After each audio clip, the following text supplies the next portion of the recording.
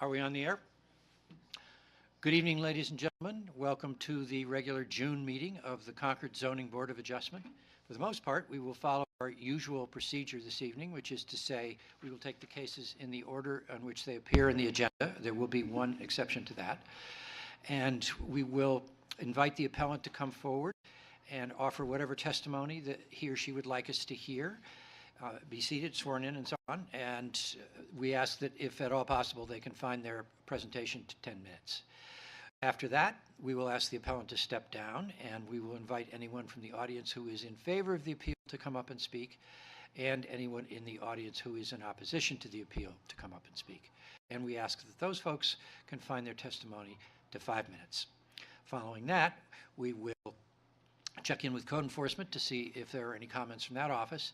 And if any information has been raised that seems to bear factual clarification, the appellant will have the opportunity to provide that clarification, not new evidence, prior to our closing the public testimony portion of the hearing.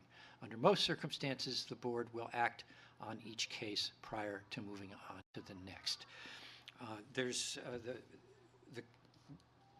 several items on the agenda tonight that are actually, although they're separate appeals, they're all about the same project. So in those cases, what we will do is we will address in one hearing all of the items relative to that particular project. So there might be 3 variances, but it's one project, same factual information in all cases. The out of order case that we're going to take this evening, which has to do with an administrative courtesy on the part of the board, is we are going to take the first case this evening is going to be case 4.17. After that, we will go back to the subsequent cases, or all the other cases, in the usual order. Case 4.17 is Orrin Reno on behalf of MOR Real Estate Holdings, LLC, and Allison Street Holdings, LLC, requesting approval for a variance from Section 2853B, 1, minimum lot size, to allow lot area of 12.197 square feet, where 12,500 square feet is otherwise required, for the conversion of one office space to an apartment unit at tax map lot 6444754, addressed as 63 School Street in the Civic Performance District. This is not a development of regional impact. It's case 0291. Mr. Arnold, do you swear to tell the truth and nothing but? I do. Would you please fill us in on what you'd like us to know? Thank you very much, and I appreciate you taking the cases out of order. I promise to be 5 minutes or less, so be very quick. John Arnold from Orrin Reno, representing the applicant. This probably looks a little bit like deja vu to you folks. We were here last month. The applicant bought 63 School Street. They pulled a building permit to convert an office unit to a residential unit, did the work. City determined after the fact that they should have come in for site plan approval. They went in for site plan approval. City determined that they needed a frontage variance because the lot didn't have enough frontage. We were here last month. You granted the frontage variance. After that hearing, the city determined that the lot size was non-compliant, reversing a previous determination that they had made. So that's our request tonight. The lot size existing is 12,197 square feet, more or less. The minimum lot size is 12,500 square feet, so it's about 300 feet short. We're not changing the lot size. We're not increasing the building area. This is purely internal renovations that have already been done to convert an office unit to a residential unit. Questions from the board? No. Essentially, there was an administrative oversight here that we could have addressed last month, but for whatever reason it didn't happen. Okay. Anything else you'd like us to know? No, thank you. Thanks very much. Is there anyone who would like to be heard in favor of this appeal? Is there anyone who would like to be heard in opposition to it? Mr. Monahan, how does it look to you? I'm ready to move approval. How does it look to you? I agree. I agree as well. If you're ready, I will move to grant variance from section 28-5-3B1 minimum lot size to allow the lot area of 12,197 square feet, where 12,500 square feet is otherwise required for the conversion of one office space to an apartment unit at 63 School Street, because all of the criteria under RSA 674-:33 have been met based on the record before us, and to adopt the applicant's proposed findings as the board's findings of fact. Is there a second? I'll second. It's been moved and seconded. Any discussion? All in favor, please say aye. Aye. Aye. Anyone opposed? The variance is granted. One thing I should say this evening before we proceed, unbeknownst to us, at the last minute, our 2 or 3 of our board members are not able to make it this evening, which means we have a 3-member board. Normally, we have a 5-member board. And the way we handle cases where we do not have a full board is we do offer the appellant the opportunity to be heard by a full board at a recessed meeting, which is to say it would probably be next month or the month after, depending on the preference of the appellant. If you wish to be heard by a 5-member board, that's what we would have to do. If you are satisfied to be heard by a 3-member board, we will hear the case tonight. The fact that you will be heard by a 3-member board is not grounds for requesting a rehearing. It does mean, however, that the vote has to be unanimous on any motion in order for it to pass, either in favor or against your appeal. Whereas with the 5-member board, you only need 3 votes one way or the other for the motion to carry. Is there anyone here who would like to defer until next month? All right, then I'm going to assume that everybody is content to be heard by a 3-member board, this august group you see before you this evening. And we will start with case 4.1. Now, this is one of those situations where we have let's see, how many items agendas on this one? 3, okay. 4.1, 4.2, and 4.3 all pertain to the same project.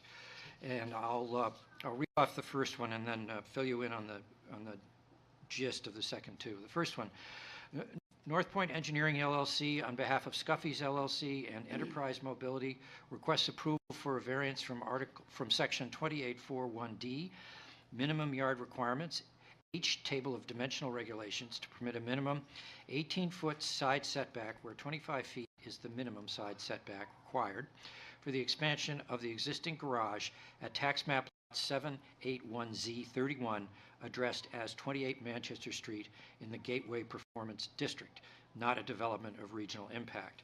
On that same project, we also have a request under 4.2 for the expansion of a non-conforming use, which has to do with the fact that the use is there by variance now. And also 4.3, again, the same project, where we are being asked to permit 171.98 feet of frontage where 300 feet are required. Ladies and gentlemen, or just gentlemen, or whoever, please come forward. You swear to tell the truth and nothing but the truth? I do. Would you identify yourselves for the record as you testify, please? Good evening. My name is Becky Marcinkovich. I'm the Property Development and Facilities Manager for Enterprise Mobility.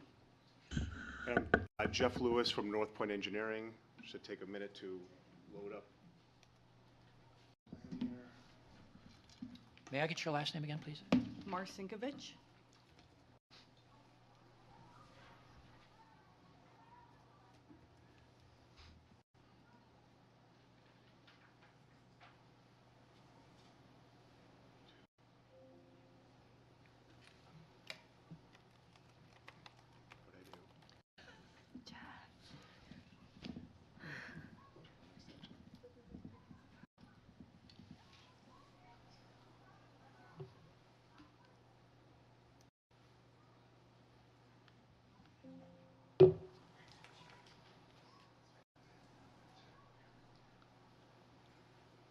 What did you do?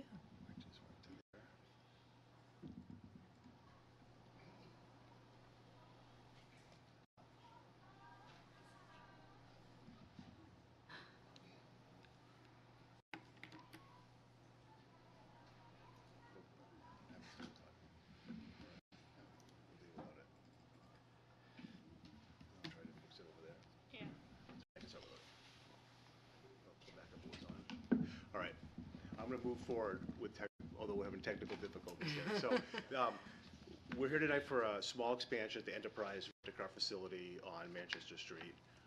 This project was for the planning board and the zoning board back in 2003 when it was originally developed. There was a variance granted to that time for rental of motor vehicles in the Gateway Performance District, which is not a allowed use in the GWP.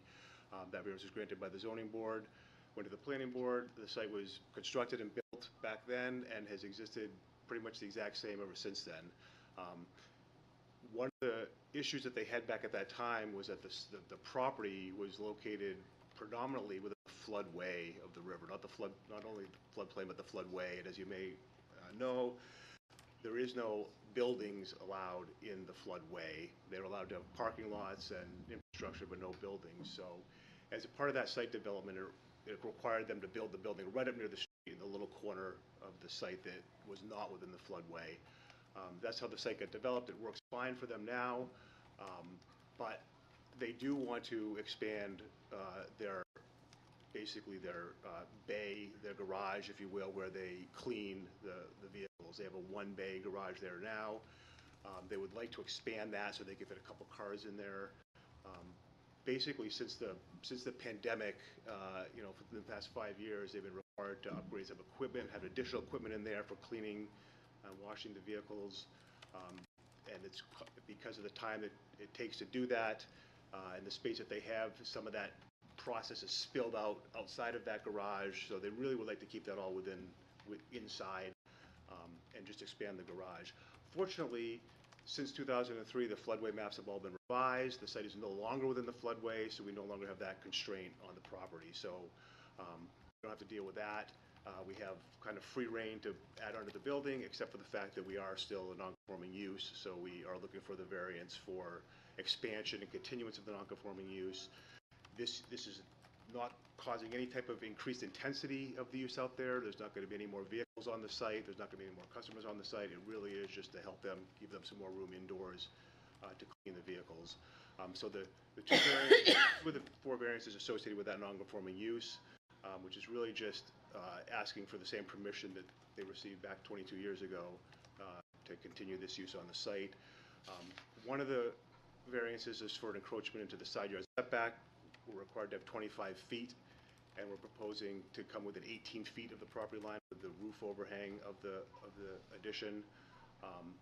And that's really needed. There's no other place to expand, as you can see on the site plan. I mean, we are jammed into that corner of the site because of that floodway that existed back then. So we are, have adjacent commercial uses. I don't think that's going to be infringe upon anybody, who's going to have a concern about that. I mean, we'll see from the public. It is behind the existing building, so from the street, there's going to be no real noticeable change to this site whatsoever. And the 4th variance is the lot frontage. Ask me why, but in 2003, this wasn't cited as an issue. There's been 178 feet, 179 feet of frontage all along on this lot of record. GWP laws require 300 feet of frontage. We obviously don't have that, so I view that as more of a kind of a housekeeping item at this point. It is a lot of record. It's existed for 22 years as is, but technically it does not have the required lot frontage. We are not proposing any more driveway cuts, no increase in intensity, so I'm thinking hoping that's straightforward as well. The only thing I'd wanted to pull up, which you don't have, is the old site plan that just shows where that mapped future old floodway line is. I don't know if you folks have seen that. I don't recall seeing it. Do you recall seeing it? No, I don't. It wasn't part of our application, but this is the site plan, the approved site plan. It's on file at the city.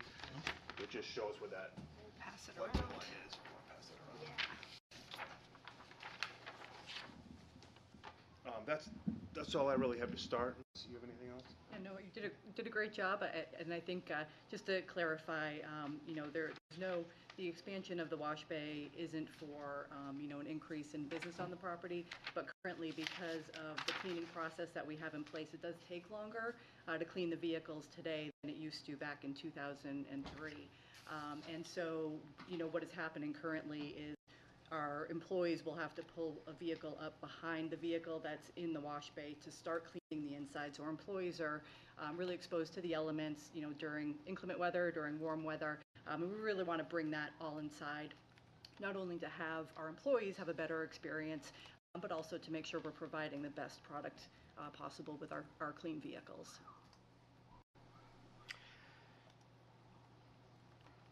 One question that occurs is point of view, or having to do with the setback issue is why not put the wash bay somewhere else on the site? To have it separated from the current building? Yeah. There would be a lot of additional cost for that to try and build a structure somewhere else. It would also take up parking, which is a valuable resource to us on the property. The whole front section of the building is really where the customers access it, and then on the back half is where we store the vehicles that are either waiting to go out to rent or that are waiting to be, picked up and moved to another location. So to build a whole additional facility would take up a lot of that parking space for us, and it would just cause a little bit of an operational challenge. And behind your building now, didn't that get approved for like office buildings or something recently? So it's gonna be more, Yes. businesses, not like somebody's house right there. Correct, yes. Who's your neighbor on lot 30? That is is it the bank that's under construction there right now? Is lot 30 to the east or the west? To the east. To the east. That would be, to the east is Up the hill. the Common Man. Comment? Lot 30? No, you're talking about the other, No, there's a building under 3. construction. Well, the This is building, there's something at 16 Manchester Street, and that's St. Mary's Bank. Okay. And that is done. The certificate of occupancy's been issued. Oh. And then the site 30 Manchester Street, and they're right in between. So Oh, I don't know what the lot number is, but 30 Manchester Street is the Common Man, and that is not under construction yet. They Oh, have not so Oh, submitted that's their not the building existing permit. common, it's the roadway. It's a new common man. Yep, An uncommon man. It might be a common man. yep. right, the new one going where there's I the, got it. Convenience. yes, Yeah. yes, Gas yes, yes, station. yeah. Oh, Yep, yep. okay. All right. I was unaware of that. That reminds me of the plans from that. Pardon? When there was a variance for that development, that whole developmental Yep. area, and that just reminded me of it. Okay. So we're talking about a variance to expand a nonconforming use, and the reason for the nonconforming use is that you received a variance because the use itself wasn't permitted. How many years ago was that? 2003. 2003, okay, so 20-some years ago. And the second variance then has to do with the frontage, which has, second variance has to do with setbacks. I have that right? I only have 3. Yeah, one's Yep. for setback. There- one's and there are for 3. frontage, and then one's for Uh, expansion and continuation of a non-conforming. Yep, okay. Can you, you have done so indirectly, but could you specifically address the issue of hardship as it relates to the lot? Sure, I think, the primary hardship on this lot is the fact that it was within the floodway when it was developed, and it's no longer within the floodway. So that was a significant, confinement to the layout of the lot when it was developed, forcing the building to be put up into this corner. So that is where the building exists. So I think if they could do it all over again and redevelop the whole lot, maybe you move the building somewhere else. But that is the hardship that created this. It's only a 20-year-old site. It is a minor improvement they were trying to do behind the building. And I think that, that would be the hardship, I think, for, where this needs to go and why. I think the fact that the variance was granted for the use before, and we are just providing an insignificant increase, really, is what this is from an operational standpoint, not for an increase in use on the lot. I'm not sure what any other hardship criteria would be needed for that. But that's kind of what I would say for hardship. Just help me understand the current water and sewer hookups for the Yep. existing garage versus the new construction. Is there some value, is there some benefit to putting it where you're putting it to take advantage of the existing water and sewer? There is water that's used in there. They do wash with a hose, right? So they would need to, Pressure if you're going to build somewhere else on the site, you would need to bring utilities, electricity and water, and a sewer drain over to there, yeah. And we do have a current, an oil water separator currently, in our current wash bay. Because the volume is not increasing, we can utilize that same oil water separator. There's no need to install a second one or increase the size or put it somewhere else. Is there anything else you'd like us to know? No, I think that covers it. Thank you very much. Thank you. Is there anyone here who would like to be heard in favor of this appeal? Is there anyone here who would like to be heard in opposition to it? Is there any comment from code enforcement? No. Okay. Out of curiosity, the frontage matter, would that be eligible for equitable waiver, or is that, was not an issue that came up? It did not come up. Okay. I think,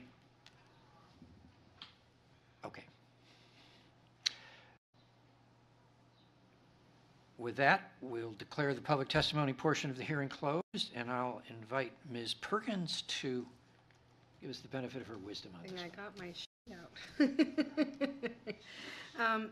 I don't think, well, are we taking each one separate? I We know- will, yes, we Yeah. will. If you want to, in your remarks, combine them, that's fine. but- Okay, all right, so in regards to the 25-foot setback, reducing it to 18 feet, I don't see that being an issue that's contrary to public interest. I think that the spirit of the ordinance is still being observed.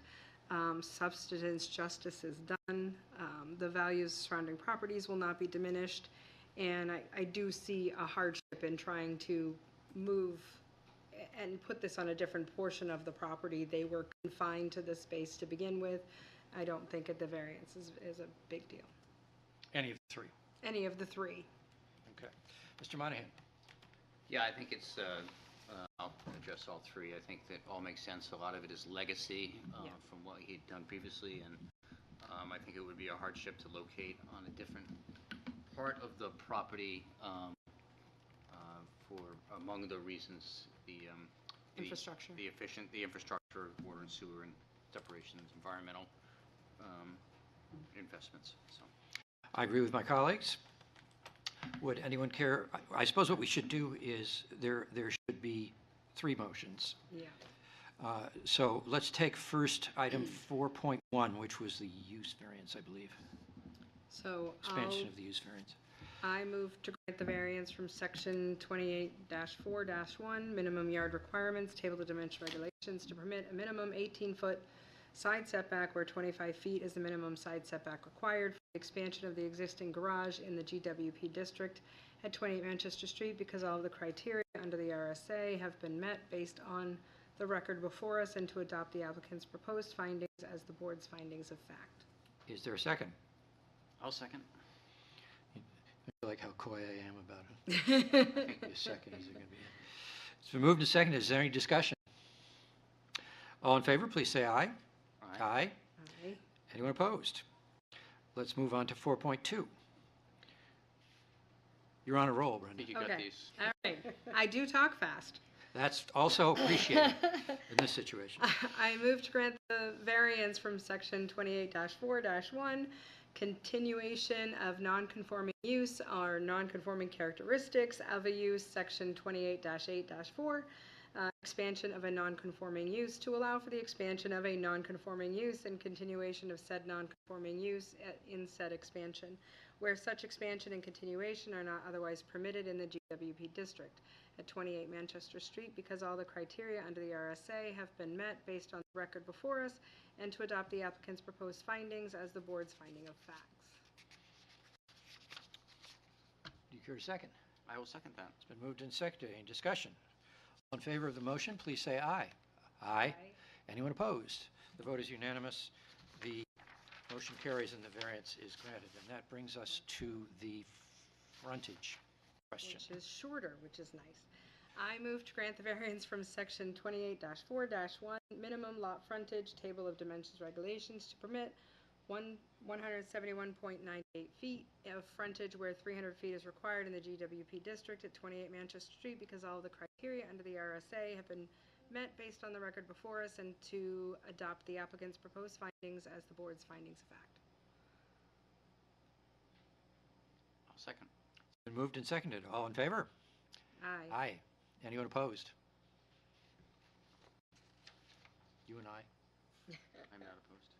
Okay, you're an aye. I was an aye, yes. Okay, Yeah, you're welcome. you're welcome. That takes care of items 4.1 through 4.3. And that brings us to item 4.4. And Bold, on behalf of Gary M. Shirk Revocable Trust, requests approval for a special exception per section 2824KA3, Table of Accessory Uses, accessory use to a principal residential use, major home occupation, to allow a real estate office as a major home occupation at tax map lot 8844Z1, addressed as 324 South Street in the single-family residential RS district. This is ZBA case 0276. Ms. Dippold here. Yes. Please come forward.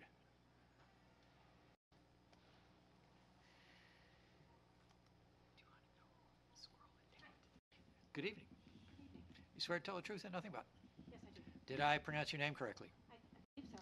Okay. Do you swear to tell the truth and nothing but? Yes, I do. Would you identify yourselves for the record, please? I am Gary M. Shirk. Oh, okay, thank you.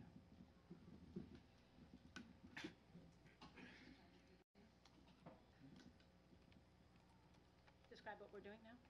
Yes, if you would essentially what we're interested in is the facts of what you're doing as they relate to the criteria for a special exception. Right, okay, so seeking a special exception for a major home occupation to allow a real estate office on the first floor, less than 20%, to utilize less than 20% of the square footage. With this property is directly over the Concord line, right next door to an insurance office, across the street from a bank, and other commercial businesses. I'm sorry, I don't know what else I should tell you. There are criteria for a special exception. You address them in your application, which we did read, but for the benefit of those who are here who might be interested in the case who did not read it, if you could just run quickly through those criteria. Okay, was this the one in the email, Anne Marie? Yeah, it would be both, so the email and the form that you filled out.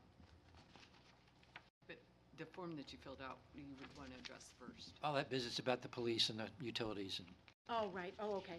those So- are the criteria. Right, okay. Sorry. So, we don't perceive that this would create any special demand on any public services. Essentially, we'll be occupying the home. It is a single-family residence and utilizing 20% of the lower level as a real estate business. We don't have any employees. We have independent contractors. Several of them have other full-time jobs, so the number of people that would be in the building at any one time is probably going to be 3, maybe 4. So don't anticipate any issue with that, and no additional vehicle traffic either.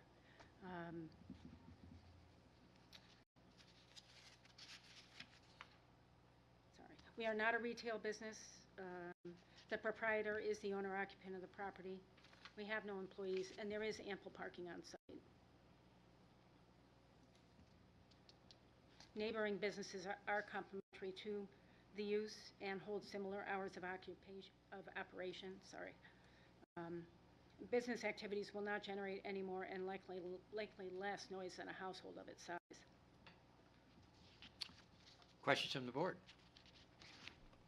Do you own the home and live in it now? Purchased the home a little over 30 days ago, and it's being renovated. It needed a lot Your of intention is renovation. to live in the, Correct. Any other questions? Thank you very much. Thank you. Is there anyone here who would like, you can go ahead, step down. Okay. Thank you. Unless you want to spend the rest of the evening up here, it's nice up here, we have good view. We have chairs. Yeah. Is there anyone here who would like to be heard in favor of this appeal? Is there anyone here who would like to be heard in opposition to it? Is there any comment from code enforcement? With that, we'll declare the public testimony portion of the hearing closed. We have a request for a special exception for a real estate office on South Street. Mr. Monahan, how's it look to you? yes, seems like a reasonable use.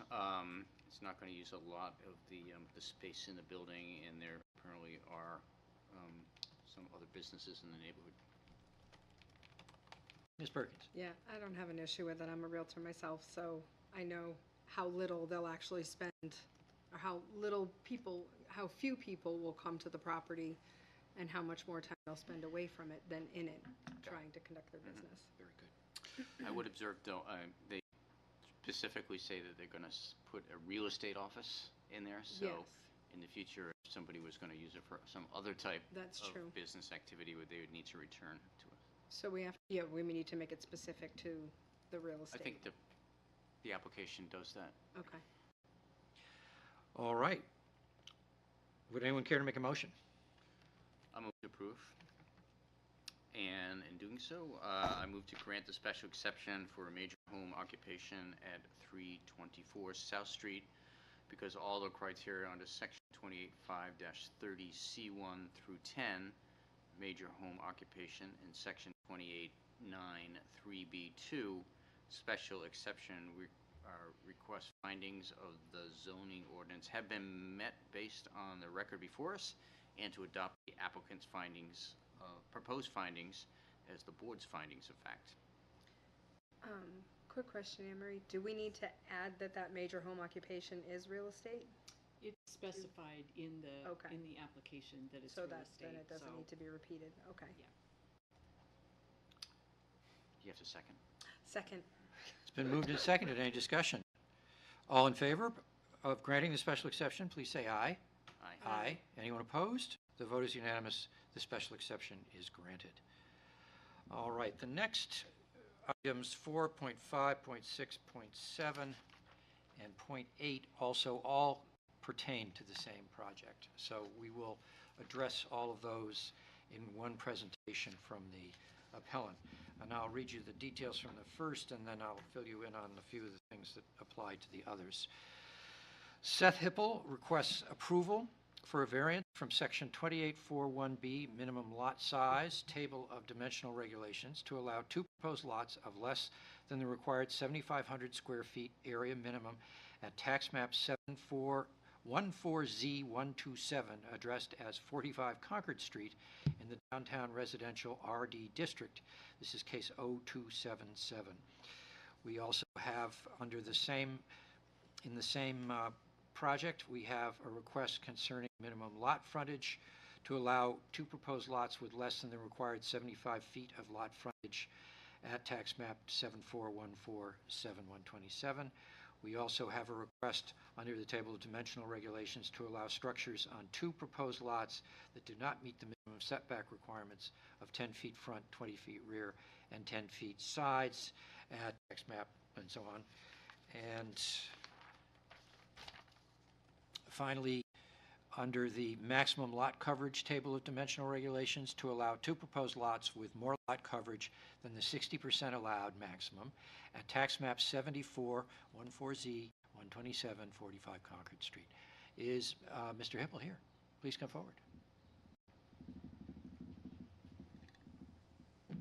You swear to tell the truth and nothing but? I do. Please identify yourself for the record. Seth Hippel. What would you like us to know? So the intention that I have is to divide these lots, or this single lot, into two lots. There are two properties, one at 45 Concord Street, one at 1 Beaver Street, that are currently deeded on the same deed. So dividing the lots will of course not change the lot frontage, the lot size, the lot sizes, the setbacks. The frontage sizes, setbacks, etc., are all consistent with the surrounding lots and with the neighborhood in general. I have never, in the 14 or so years I've owned this property, I have not had any issues with the use of the yard or with the frontage or any other uses. Unlike some properties in the neighborhood, after the division is completed, both properties will have ample parking off-street, and granting the variance will not change the way that the properties are used. They will still have roughly the same number of occupants before and after being divided. However, allowing the lot to be divided would help a few different ways. One is it is difficult to get insurance for the property because it's very difficult to find comparable properties. It's also it also reduces the value of the properties. The properties deeded together are worth much less than they are separately because many buyers are not interested in becoming landlords, and so that's also an issue. And so the insurance, and also getting lending, any kind of lending related to the properties is also difficult, once again, because most banks are not interested in owning properties that they cannot easily sell. And it's difficult, as I said, to find comparable properties. So that is why I'm asking for these variances. Questions from the board? It's a possible, I mean, I'm trying to understand where The image on his map is better because it does show a dividing line. Before that, I was very concerned, but Yeah, it would be helpful to pull up the map. the image on his application Okay, yeah, materials. that was Yeah, helpful. that shows how it's being divided. But it is affecting the setbacks, though. That second property has no setbacks. So the current house, can you describe the home that's on the property today? Yes, so if you look, the property, 45 Concord Street, which is the address that this property is listed under, the front door, the front entrance is shown there in kind of the top left of that red square. Yeah. And then to the right of that is a shared driveway. For the time that I've owned the property, the Beaver Street tenants will generally use what would, from where our vantage point, the right-hand side of that driveway, the right side is what the Beaver Street side would use, and then the left-hand side would be used by Concord Street. The reason the line kind of comes the way it does is so that they would have easy access to their back entrance from the driveway. And if you look on the bottom left of that red square, that is the front door for Beaver Street. And the part of the line that is close to the Beaver Street structure, that part of the yard is just generally not used by the Beaver Street tenants. To the on the bottom right of that red square, you do see there is a small yard there that is generally used exclusively by the Beaver Street tenants, and I expect so that's why that goes with that property. So the line that's like right up against Beaver Street, is that, like, how many feet are technically between that line and the building itself? So I'm in the process of getting this professionally surveyed, Okay. but that is not completed yet. I have not, I haven't talked with him about how many feet would need to be there, but generally there's really just a drip edge there, and I kind of envisioned that it would be maybe 1 or 2 feet. The area there between the houses is probably, I'm going to estimate here, and I'm not great at, this isn't what I do, but I'd estimate that it's about 6 feet between the properties. Between the buildings? Yeah, now the Concord Street has a crawl space in that area, which is why I was envisioning having more of that portion go to the Concord Street side. But if it made more sense, I can possibly put that line more closer to the middle. Yeah, I mean, I'll just be open. My concern is that they don't even have enough buffer to put a ladder up and be on their own and not be trespassing on the other property. So as it is, they're tightly together. You get 2 separate owners now that don't get along. They don't even have enough room to put a ladder up to fix a window or that side of the roof. So I guess that's my only concern. With only 6 feet there, I would think we would need at least 3 on each side so they have enough room to do repairs and work to the property without technically being on the other person's property. When I submit an updated deed for these properties, I think it would make sense at that point to put some sort of easement basically an easement for both properties to be able to access the other for purposes of reasonable repairs. Okay. Anne Marie, and I have a question for you then. Is that something that we can include in a vote and decision about this property? That a deed easement requirement, are we allowed to do that? As a condition of approval of the setback variance? Yeah. I can't think of any reason off the top of my head why you couldn't. Okay. Other questions from the board? Do you currently live in either of the buildings, and what's your intention after the subdivision? I have lived at 45 Concord Street for some time. I do not currently live there. Currently, there are being improvements made to that property. I had intended to sell one of the properties, although I'm not 100% made up at this point whether I'm going to sell one of the properties. It's more likely at this point, and I think I put in the application that my intention was to sell one of the properties. At this point, though, I think it's more likely that I will probably keep both and rent both out. And both a single-family residence? Correct. Beaver Street is a 2-bedroom and Concord Street is a 3-bedroom. And are you planning on doing any kind of divider to the shared driveway to clarify where the property lines are? So Not if in you the do sell? not in the immediate future, although I've had it in the back of my mind that at some indeterminate future point when I pave that driveway, because it is currently unpaved, Okay. I would probably put an unpaved portion with just rocks, that would just a small portion to demonstrate which is which. But for the time being, I would not, I had not envisioned having any sort of dividing line. Okay. I would also expect that there may need to be some sort of easement for snow removal as well. Do you know how is it that this property ended up with 2 homes on it? I would love to know. It's in the staff report. It is, okay, sorry. That's okay. There was a variance granted back in 1986, reverting it to its original use of 2 houses on 1 lot, I believe. So were they separated at one time? They had always been, They were attached yeah, at one point, Oh. and they were separated. Oh, per the assessing interesting. card back in 1986, they were attached this way through some sort of porch. And then that got removed, and then they decided they wanted a variance for that. So then it became 2 homes instead of 2 units, instead of a multifamily. Correct. Okay. And those buildings are turn of the century? Yes, the building date on the deed states 1900. I have always surmised that that is an estimate. Yeah. But Half of yes, downtown says right. 1900. They didn't build them that fast back then. We built a building and now we're going to pull a permit. Okay.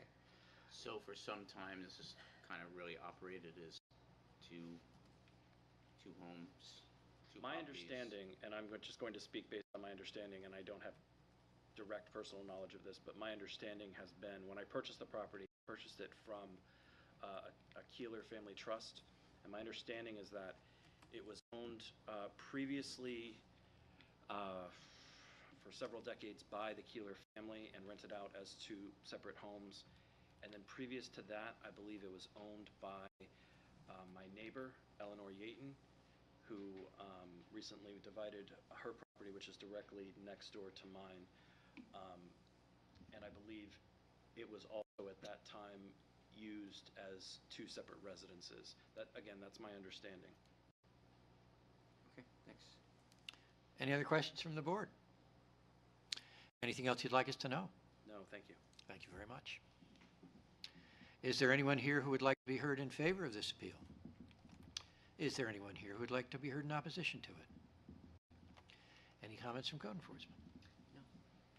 With that, we'll declare the public testimony portion of the hearing closed, and I will invite Ms. Perkins to dive in on this one. We have, Why am I getting the multiple ones? yeah, it isn't very fair, is it? Well, Talk fast, so next that's a one. good thing. next one I'll switch it out. I mean, simply stated, it doesn't really change the use of the property. It will increase the value of each individually. I don't see it being contrary to public interest. I don't think it's going to affect the surrounding values of properties. There's an example of the same thing happening at a next door property. And I understand the financial and insurance issues with it because it's limiting just getting any kind of multifamily policy, never mind 2 buildings on one property. Which I do see changing in the future as we see detached ADUs, but for now, it is what it is, so I do see a hardship with that. Mr. Monahan? Yeah, there's a lot going on this property. It's pretty dense. Yeah. And the lot coverage is, is pretty dense now, but it's Yeah. a practical matter. Right.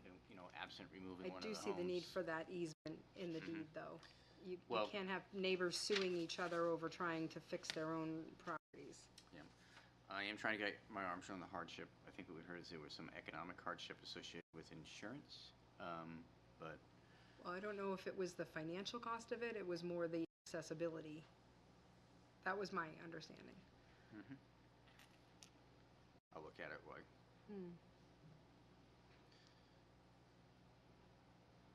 What do you think, Chris? Well, I think there's some uniqueness and hardship in that at one point this was It was one One. building. building, and Yeah. it sounds like if I listened to their presentation that the, separating into 2 separate buildings was something that the zoning board was involved in at one point. So the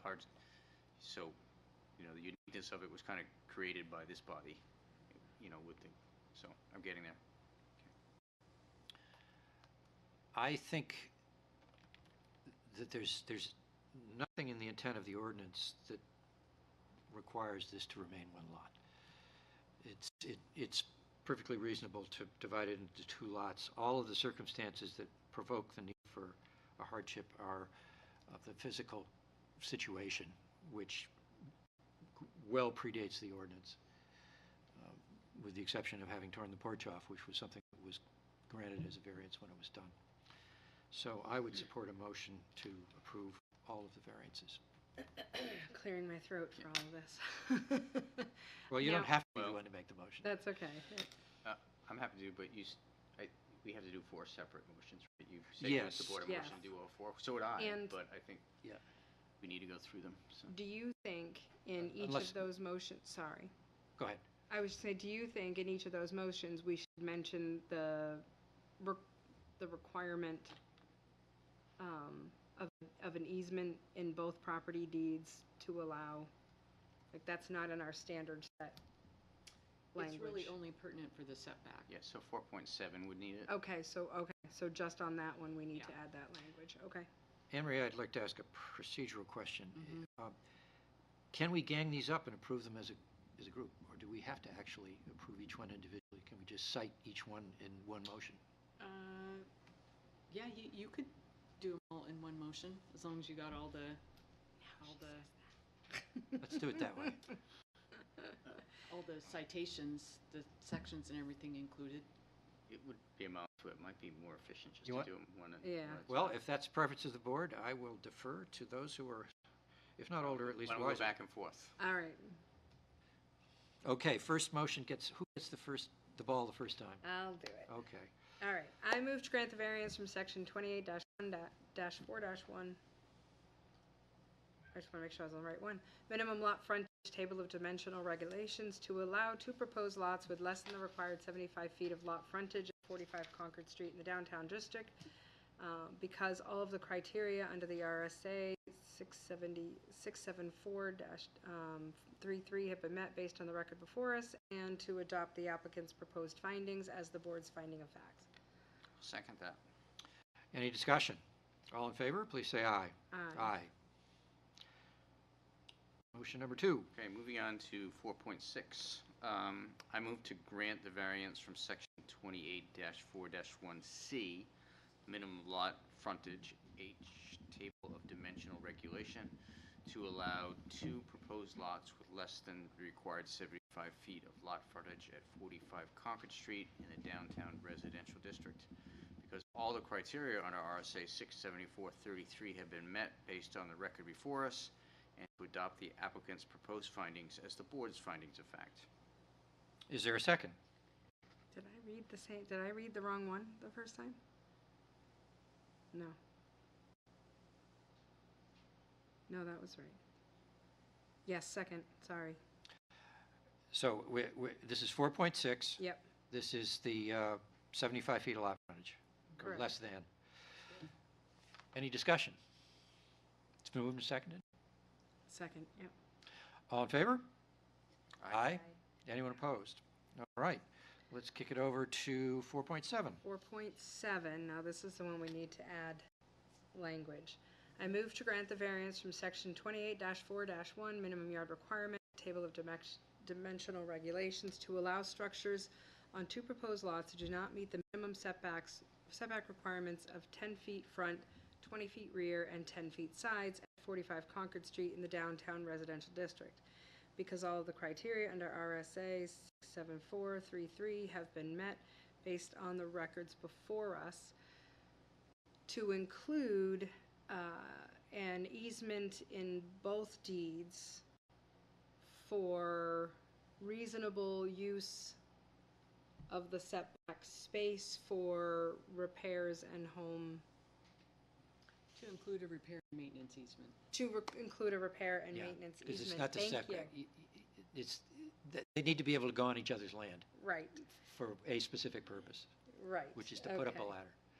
And or to something. adopt the applicant's proposed findings as the board's finding of facts. Sound good? Okay. I'll second that. Okay. And moved and seconded, any discussion? All in favor? Aye. Aye. Anyone opposed? The vote is unanimous. That takes care of 4.7. That moves us on to 4.8, which I think kicks back to you, Brenda. Is that No, right? I'll take it. Nope. Oh, that one's, With regard to 4.8, I move to grant the variance from section 28-4-1E, minimum lot coverage, table of dimensional regulation, to allow 2 proposed lots with more lot coverage than 60% allowed maximum at 45 Concord Street in the downtown residential district. Because all of the criteria under RSA 674-33 have been met based upon the record before us, and to adopt the applicant's proposed findings as the board's findings of fact. And I will second. any discussion? All in favor, please say aye. Aye. The variance is granted. You're all set, Mr. Hippel. You're welcome. That brings us to item 4.9, MMA Architects on behalf of Walmart Real Estate Business Trust requests approval for a variance from section 2869B1, permitted building signs, to allow 10 building signs where only 3 building signs are allowed at tax map lot 46Z56, addressed as 344 Loudon Road in the Gateway Performance District, ZBA 0283. Do you swear to tell the truth and nothing but? Yes. Would you give us your name for the record, please? My name is Dylan Beato with MMA Architects. Again, the name again? Dylan, D-Y-L-A-N, last name Beato, B as in boy, E-A-T-O. What would you like us to know, Mr. Beato? So we are going to be putting additional signs on Walmart. This is part of our remodel that we're going to have 2 existing remain signs which are for the tenants inside Walmart. And then we have additional 10 signs that are all for wayfinding. So there'll be one at the 2 vestibules, one in the main center, and I believe we also sent to you, because you guys wanted renderings of what the lit signs would look like at night, which would be. And then, just to clarify, the topic of the variance is the building itself is, so he's mentioned other types of signage besides building signage. And there's different requirements for all the different various types of signage. The building signage is limited to 3 building signs per building. So they want an additional 7. Okay. So you see other, what was up there, you saw other signs, but those, what was up there showed all the signs. Yeah. Let's go, Can I yes, just get some- the one with all the blue rectangles, I think is, I'm having a hard time understanding this one. Yeah, so so he referenced other signs, like this is not a building sign, so Okay. that's not part of the variance. These, 1, 2, 3, 4, 5, 6, 7, 8, 9, 10, Those are all building signs? yeah, those are the building signs, and he's only allowed 3. So, Right, though, the previous variance was granted so they could have 5. Has Correct. that expired? Yeah, it has not, it will expire in January. could you scroll back to that picture that showed what the additional, no, the other direction, sorry. Forward, I should have said. So the goal is to put more definition on the building of the section, what's More in that designation for each section of space, the yes. building. Now, Anne Marie, question for you. The 3 that are permitted, or 5 that were originally given in the variance, does it matter the size of the building, or it's just you have a commercial building, you're allowed 3 signs? Yeah, it does not matter the size of the building. Okay, because it makes more sense to need more signs on a building that big versus, Aldi's, I agree. Unfortunately, the ordinance doesn't say that. does not agree Yeah. with us. Yeah, well, yeah. The size of the building does affect the size of the signs. It affects the square footage, the overall square footage of the signs. Size not is the not the number. issue tonight, Right. number of signs. It's the number of signs, so then the issue of size will probably come up later. The number of signs that they are proposing, the 10, it fits within the allowed square Oh, footage. Yes. Okay, So if they weren't allowed. that makes a big difference. Yeah. Yeah. Can you speak to the hardship? So the hardship would be, so currently right now, if you were to go to Walmart, I've been noticing that the customers have a difficulty in finding which vestibule they should be using, because most of it, it's just bare. So anyone that wants to go to the pharmacy, if you were to go and have our additional signs, it will kind of show them the pharmacy is going to be located right here. If it's going to have vision center, it's going to be located right here. If it's going to be outdoor, it'll be here. So we all designated for the customers that live in Concord to come up to the site and able to know where they'd be going, especially if they have orders for pickup.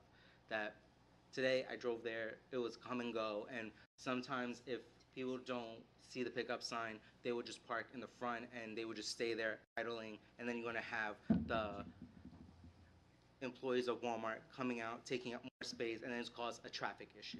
So we definitely think having additional signs would be beneficial for Walmart and for the customers. Can you just list out the 10 that you're looking for, like what wording you're looking for on all 10?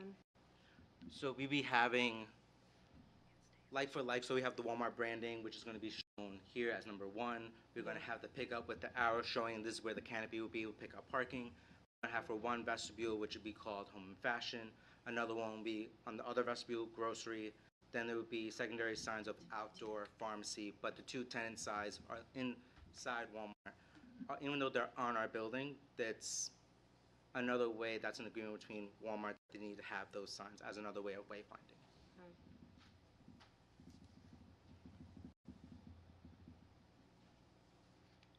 Other questions from the board? No. Of the additional signage, what's the illumination? The illumination will be the Walmart branding, which will be the Walmart and Spark, and the pickup, which will be shown here in our lovely rendering. So I know it's a rendering, but this will be how it would look like in real time. I know there will be additional lights in the interior of Walmart, but the Walmart and the Spark, that is going to be like the main focal point that you will see from the road. So, but I see the one in the corner has Yes. lights around it, or? So that will be the pickup, which will be here, and that Okay. is for anyone after hours that need to pick up their orders. And that's the they'll be- only other one that's gonna get Yes. any kind of additional lighting? Correct. Very good. Is there anything else you'd like us to know? No. Thank you very much. Thank you. Is there anyone here who would like to be heard in favor of this appeal? Is there anyone who would like to be heard in opposition to it? comments from code enforcement?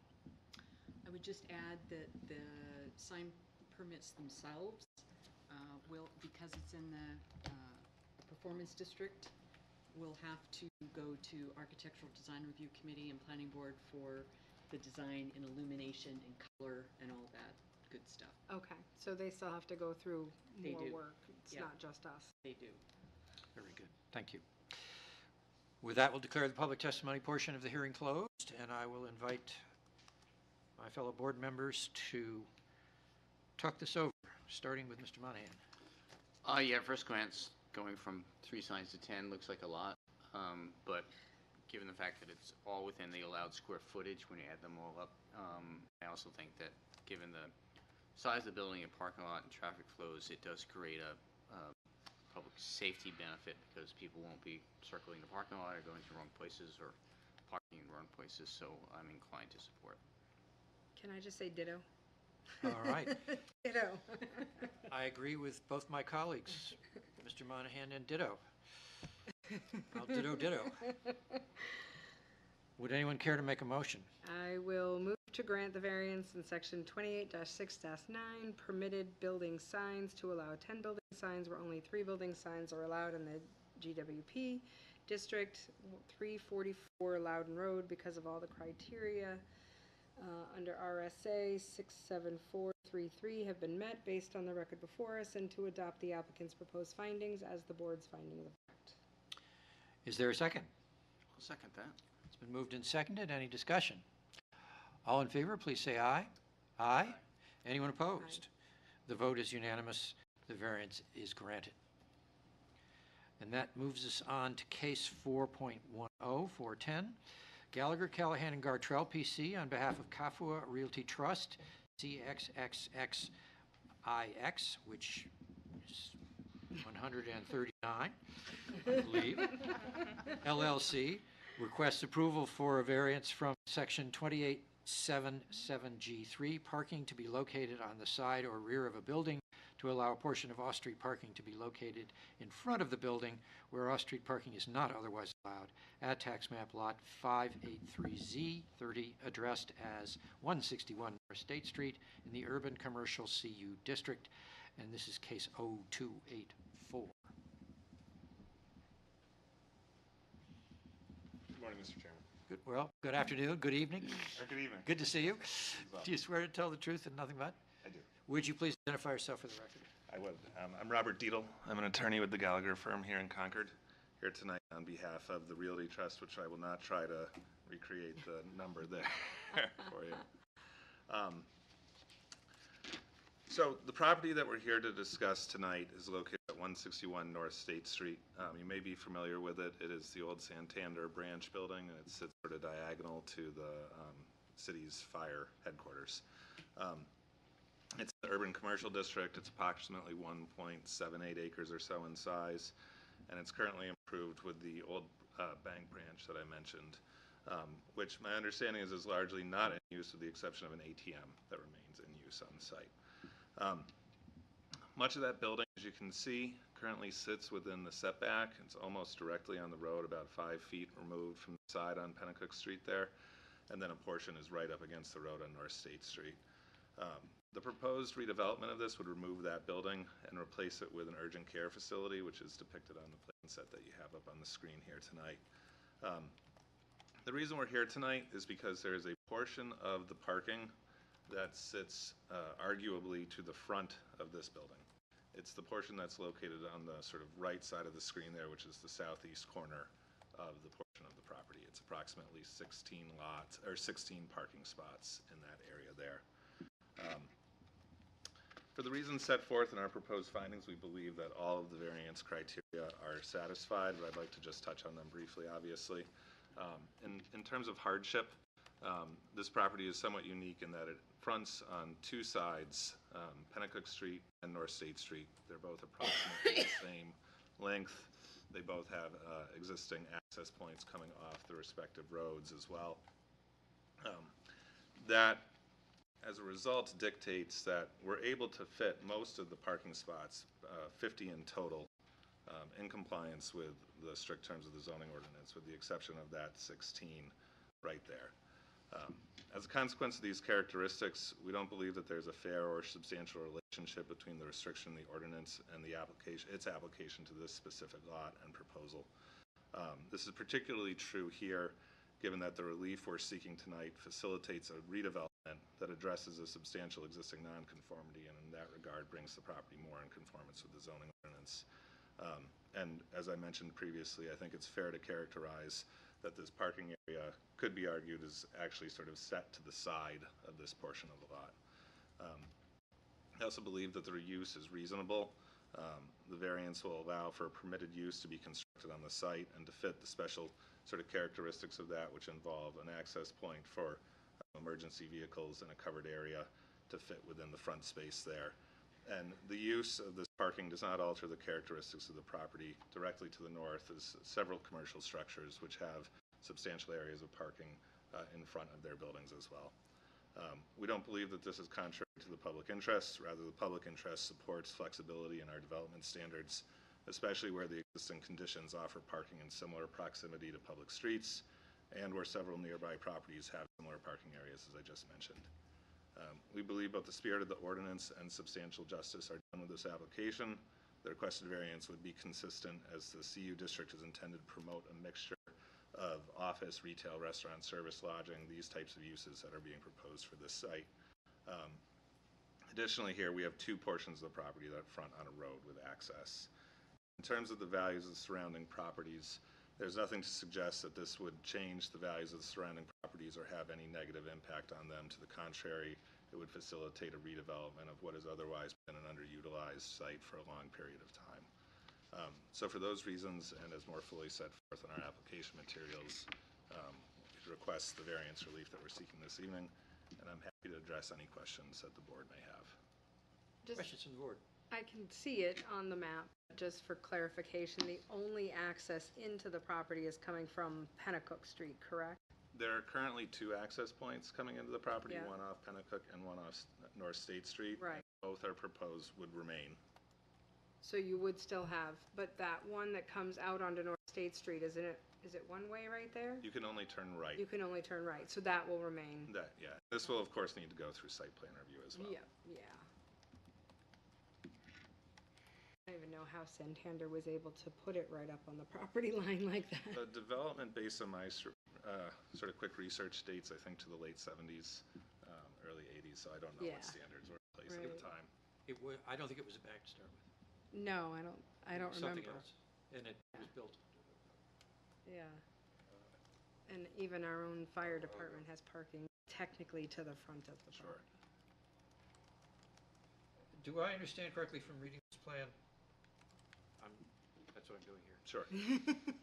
That there's a drive around circle here for dropping people off. So what I think you're referring to is the access point off North State Street. Yeah, if you come off North State Street, there's an oval. Right, so an ambulance, for instance, would be able to come into that area, circle around in front of the building to a covered space. We are anticipating, though, that to the rear of the property is going to be the proposed main entry for individuals that are walking in off the street, so to speak. Okay. Will there be access to pull in if they're coming down North State Street towards downtown? Will there be access to pull in? There will be access. My understanding is that there will be access. If you're coming down North State Street, you'll be able to take a right into that lot. Okay. Through the existing access right there. On my way over here tonight, I drive by this every day, but I've never driven into it. So I drove in and turned around, and all those access points are as depicted currently. Is the drawing here, is that the current building or the building that you're going to? No, so you can sort of see the footprint of the existing building right at the top there. Yeah, okay. And so it's roughly similar footprint in terms of dimensions, but it's twisted around, which allows it to become in compliance with the setback requirements under the zoning ordinance. Other questions from the board? Is there anything else you'd like us to know? No, thank you for your time tonight. Thank you. Is there anyone here who wishes to be heard in favor of this appeal? Is there anyone here who wishes to be heard in opposition to it? And code enforcement, any comments from there? Not a one. Very good, thank you. With that, we'll close the public testimony portion of the hearing. We have a request for parking in the front yard of a building. We heard testimony of a new urgent care facility. We heard testimony that the configuration of the layout does not permit the arrangement of the building and the parking without being in the front yard. Aren't both the Pennacook Street yards and the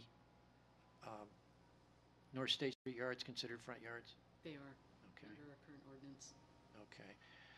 Very good. Ms. Perkins? I have no issues with this. I don't see it being against the public interest. In fact, with the wait times we have now, it wouldn't be a bad thing to have another one. But that's not our I department. know. I think the spirit of the ordinance is still observed. Substantial justice is done. It's not going to diminish the surrounding properties. And currently, the way the lot is conformed, they're not opening any new accesses to the property, and there's property across the street and just barely down the street that has parking in front of its commercial or business space as well, so. Monahan?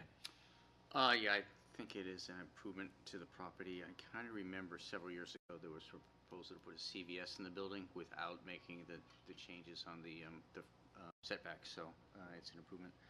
I also think it's, classic two front yards issues, so I'm inclined to support. I agree with my colleagues. Would anyone care to make a motion? I got it. With regard to 4.10? Yeah, 4.10. 4.10. I move to grant the variance from section 28-7-7G3, parking to be located on the side or rear of the building, to allow a portion of the off-street parking to be located in front of the building where off-street parking is not otherwise allowed at 161 North State Street in the urban commercial district, because of all the criteria in RSA 674-33 have been met based upon the record before us, and to adopt the applicant's proposed findings as the board's findings of fact. Second. It's been moved and seconded. Any discussion?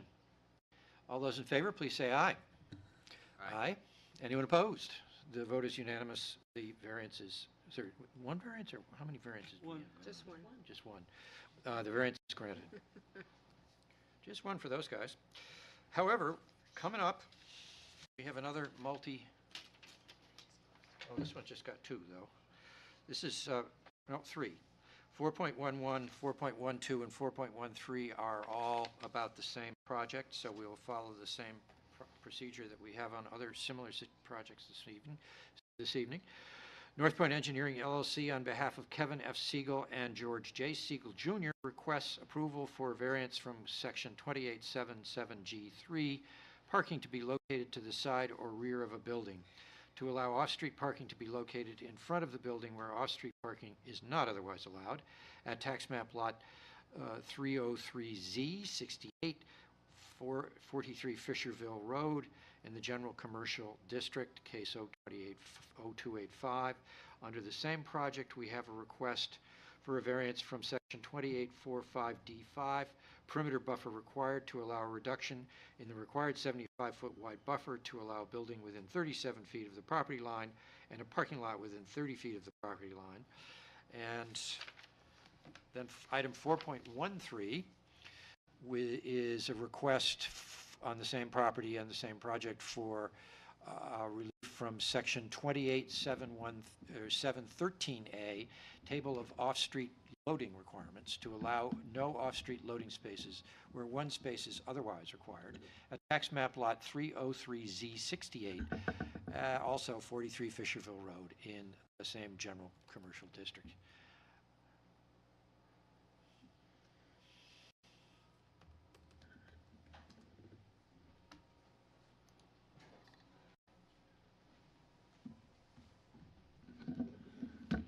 Swear to tell the truth and nothing but. Would you identify yourselves for the record as you testify, please?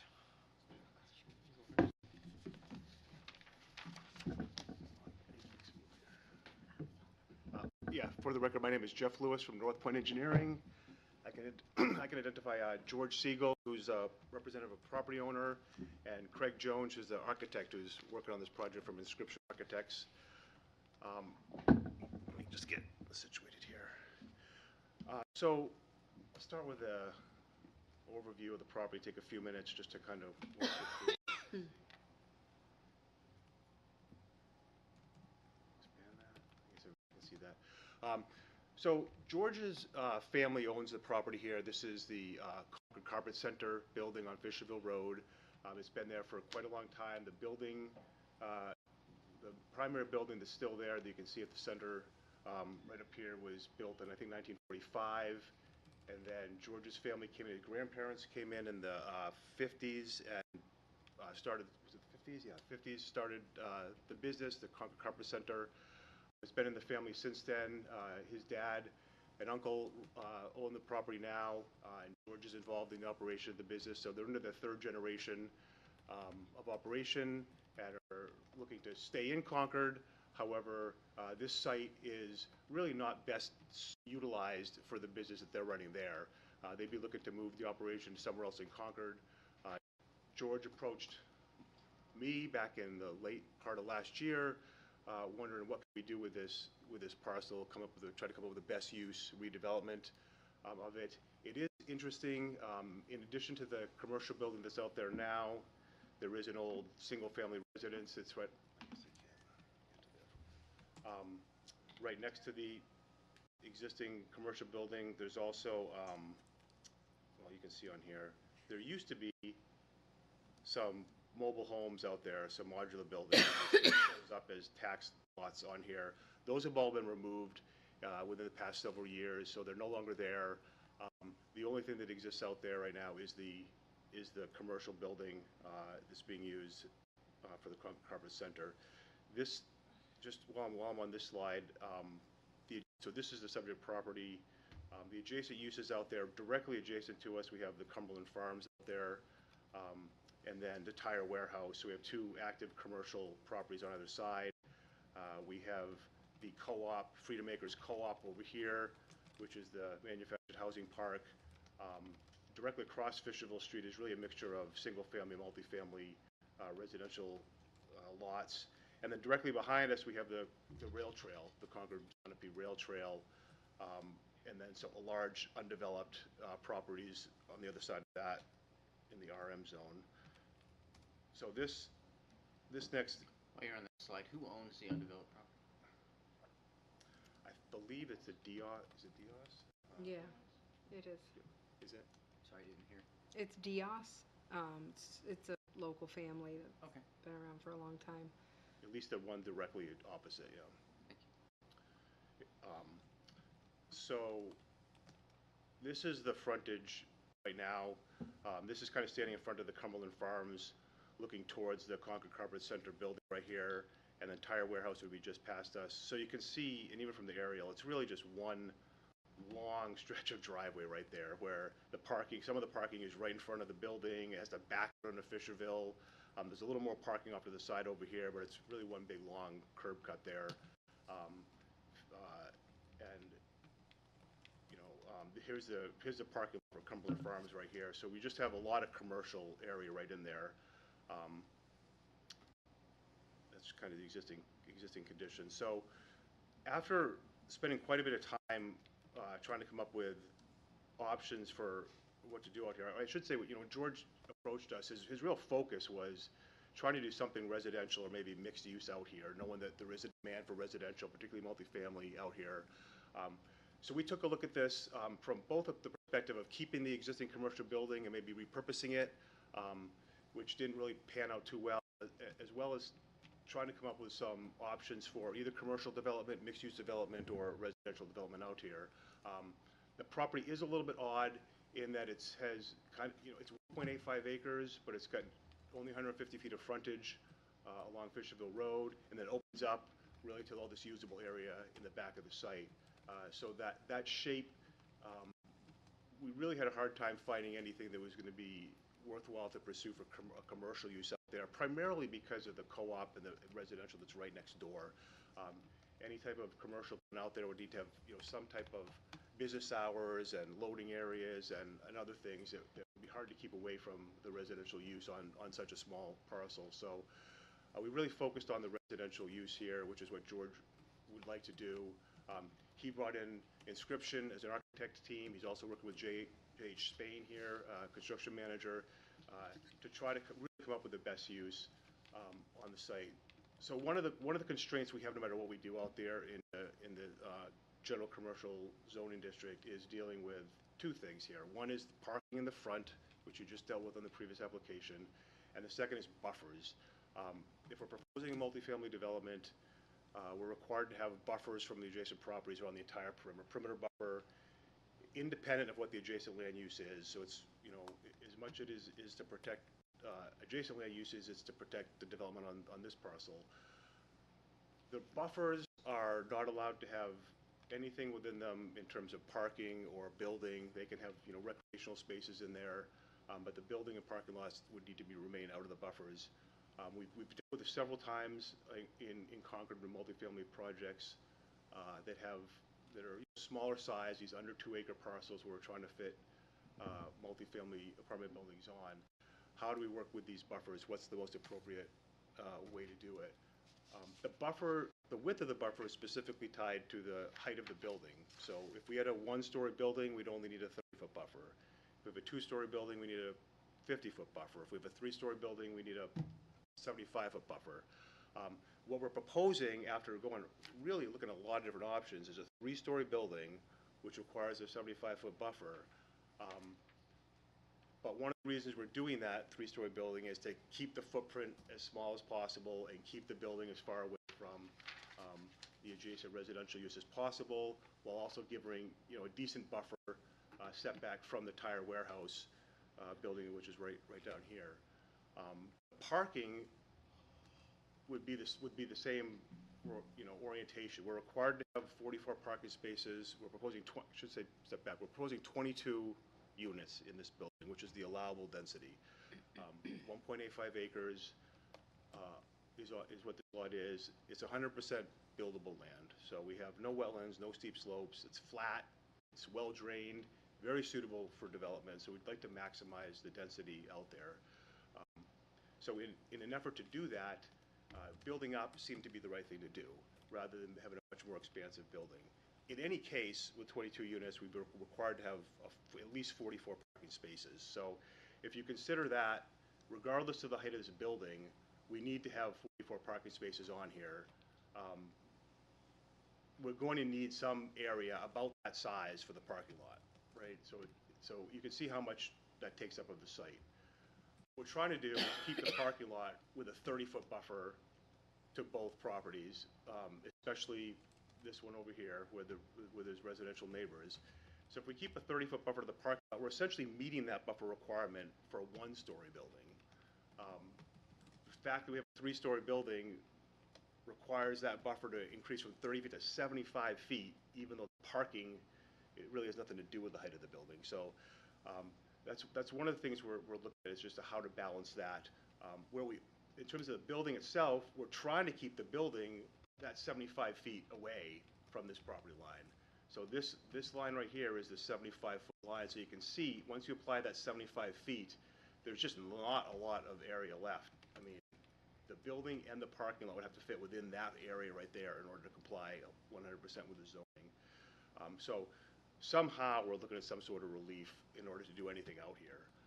What we're trying to do is keep the building 75 feet from this property line, encroach to the west, which is to the southwest, which is the rail trail, which puts the building closer to the rail trail, which is an amenity for the residents of this building, which is one reason why, or the main reason why, the building being in the back of the site is just the most attractive and the best option. It puts it close to the rail trail, which is the amenity. It keeps it away from the Cumberland Farms. You can imagine if that building or anything like it right here, it would be right adjacent. That's the Cumberland Farms building, which is well within the 25-foot setback that it has. The tire warehouse is a big site over here.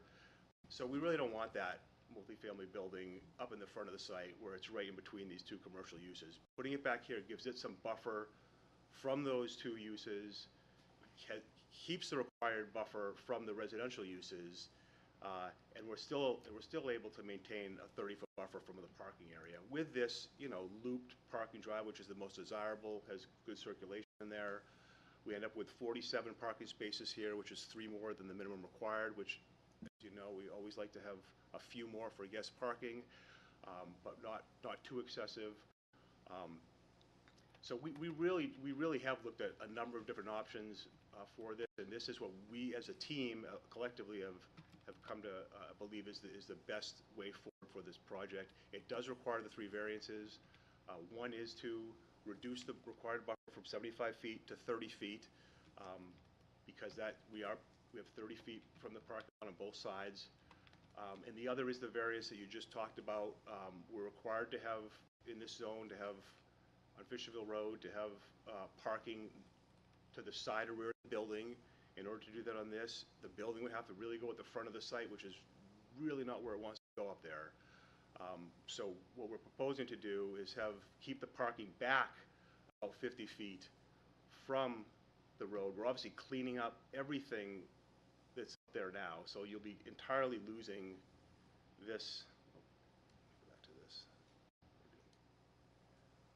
We'll be completely eliminating all the pavement and all the driveway cut that's in here. The building will obviously come down, and we'll end up with a much more attractive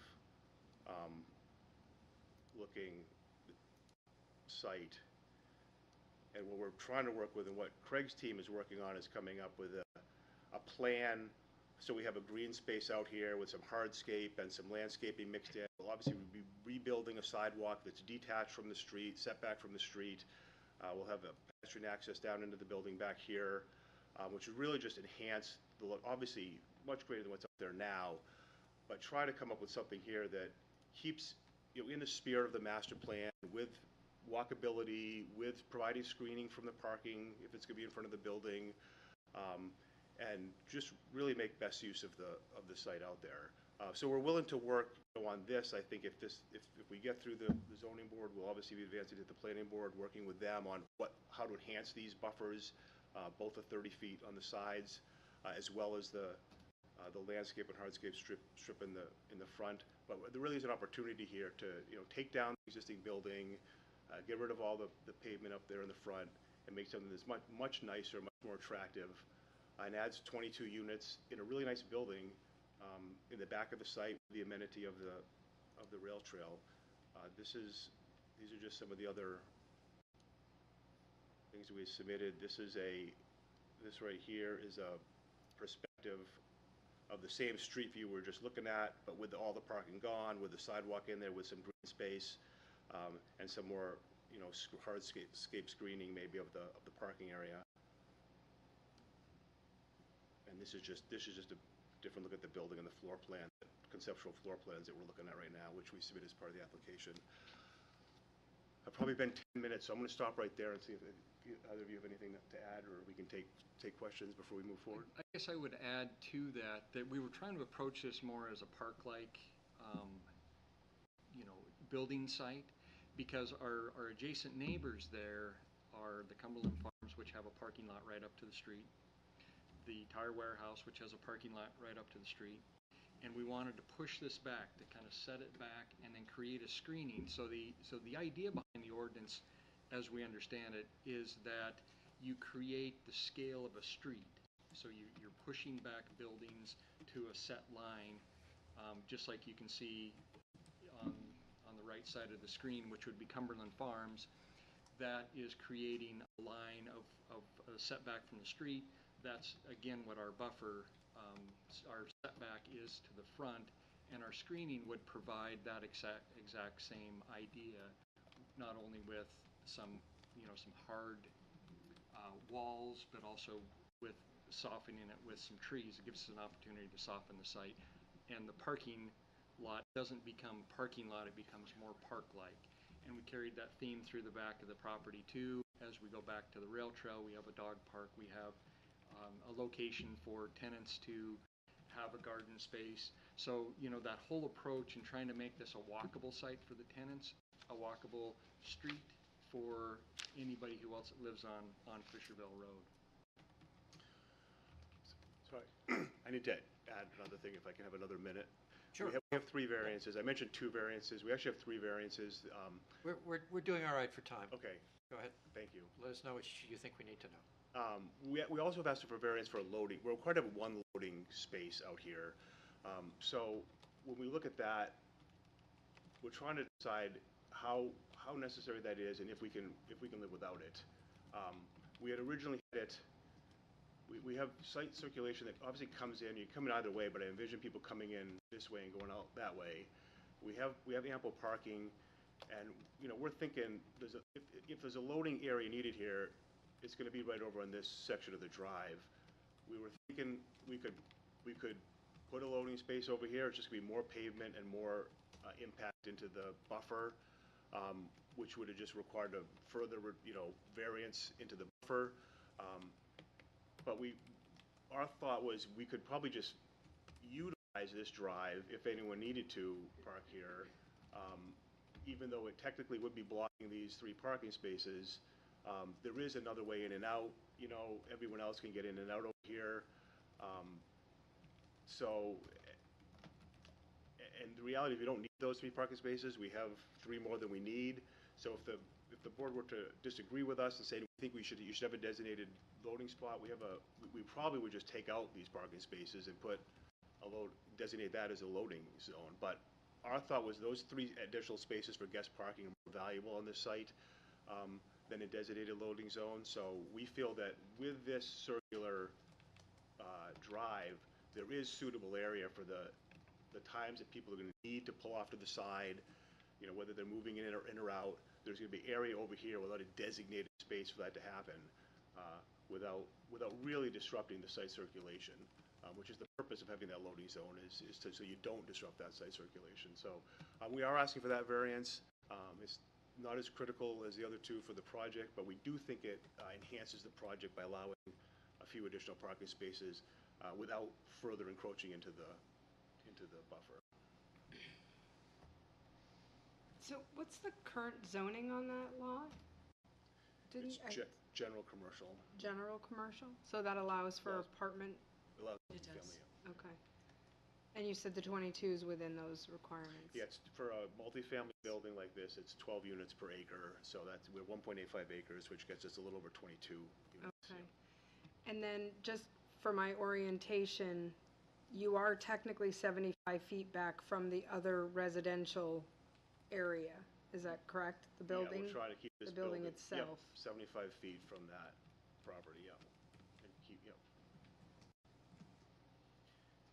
Where's the dumpster on the, We're showing a dumpster. Conceptually, we have a dumpster right here. We'll probably end up with some configuration right there. Again, we're trying to keep that outside of that 30 feet.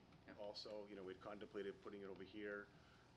I'd be less concerned about being over here with a commercial use, but we can fit it there, so it probably is going to go right there. how many acres is the whole? How many acres? 1.85 acres. And not that it matters, but there are other apartment complexes on Fishville Road with parking in the front, correct? Yeah, there was, Or Bog Road in Fishville. There's definitely older ones for sure, yeah. I mean, they're As I said, The not that it requirement matters. is limited by zone. So this general commercial zone happens to require parking in the rear or the side of the building. That same requirement is not present in residential zones. oh, I think the idea, I think I was thinking of the same building, because at first I was like, but seeing the building is in the back, and then general commercial. Prescott Arms or something I think the idea on the same side when of the this road. zoning was sorted out was to create a streetscape in this area, which meant buildings, not parking. Right. What is immediately to the south, of your property? The- No, yeah, Yeah, I was just going to zoom into this one. yeah, It's the tire warehouse. Tire warehouse. okay. And that has parking in front of it, does it not? It has parking in front, yep, it has parking side, so if, that one, I mean, if it was redeveloped, I guess they could do something, this, the Cumberland Farms that, I mean, they can't move that building any closer to the street because they'd be in the setback, so I don't know what would happen with that. So, you know, to me, you're just not gonna get a development there unless it incorporates the, you know, Freedom Acres site. So I think, you know, from our perspective, if we can make this more walkable and more attractive by pulling the parking back, you know, and keeping that buffer there, that's, you know, certainly a significant improvement from what's there. Other questions from the board? Is there anything else you'd like us to know? I think that's it, we're good? We're good for now, unless you have questions, yeah. Thank you, gentlemen. Thank you. Very much.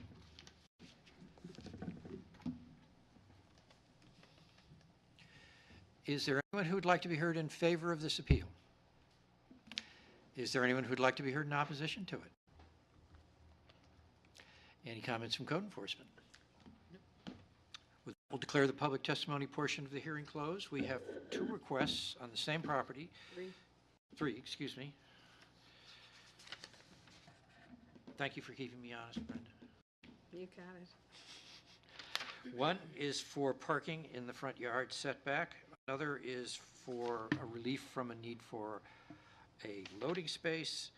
And the third has to do with the buffer. How does this look to you, Jim? I think this is a dramatic improvement to the property, the public safety. The backing into Fisher Road is a nightmare over there.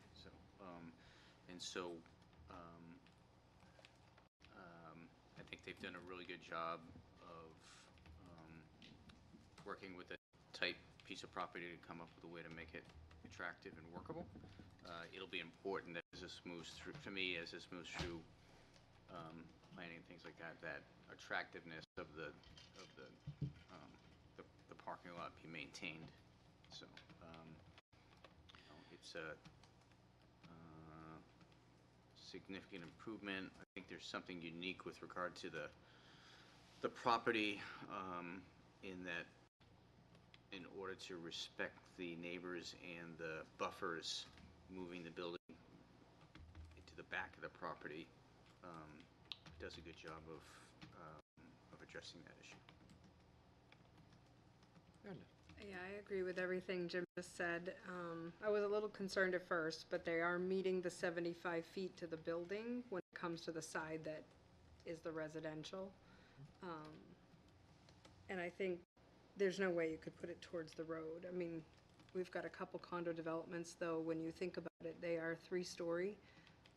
Down on the north, well, there's still Fisherville Road, but like 120 Fisherville Road is Oak Bridge. And there's 3-story right on the road with parking that's visible from the road. It's technically the side of the building, but it's visible right from the road. So that kind of helped, in my mind, wrap around this one. It's not that far away.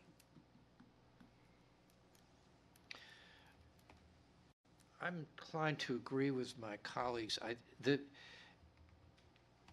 If they were to try and move the building up to the street and rotate it, in order, for example, if they kept the same footprint, they'd be doing more violence to the requirement for a buffer than they are in this case. The relationship of the building to the rail trail does, in my mind, mitigate the impact of the building on the buffer in that location, because nobody's ever going to be building anything in that area that's other than what's already there, I don't think. So that makes sense. You could say what would happen if they reduced the building to 2 stories and increased the footprint, but eyeballing it, I don't think the increase or the reduction in the buffer would make it, still wouldn't make it work, because the buffer would go 25 feet. Do I have that number right?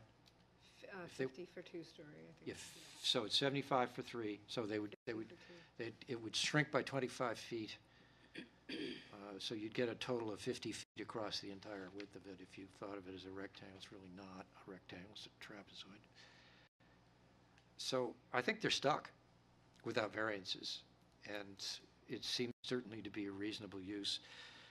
The intent of the ordinance here, with the attempt to make a streetscape along the road pretty well already been frustrated by what's already there, which they could do nothing about and which is not likely to change. So for all of the downsides of attempting to comply with that, I doubt we would have an upside from the point of view of creating a streetscape there. You're more likely to be successful with a landscape element along the road than you would be to try and put a building there. So it's not a slam dunk, but I would be inclined to support a motion to approve both variances. As far as the loading dock, or loading space, we haven't talked about that. To me, that's, yeah, there's a regulation for that, but we're not talking about a business that routinely loads and unloads Right. things. We're talking about move in and move outs, and they Yes, do and- have that. and one when there's area. move in and move out, they're going to wind up parking in front of the building anyway. So I see no reason to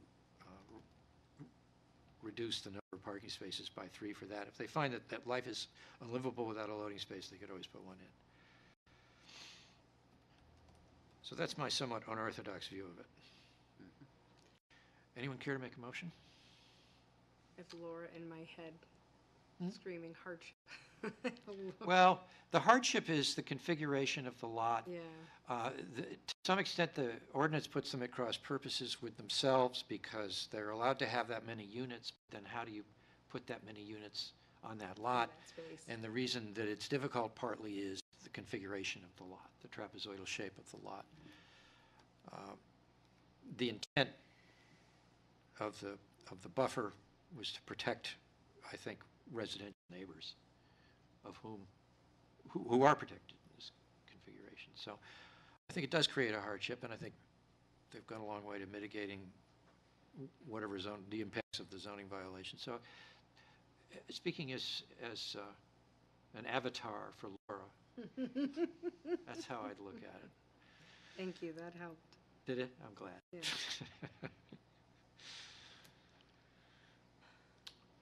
Okay, I'll start. I'll make a motion on 4.11. I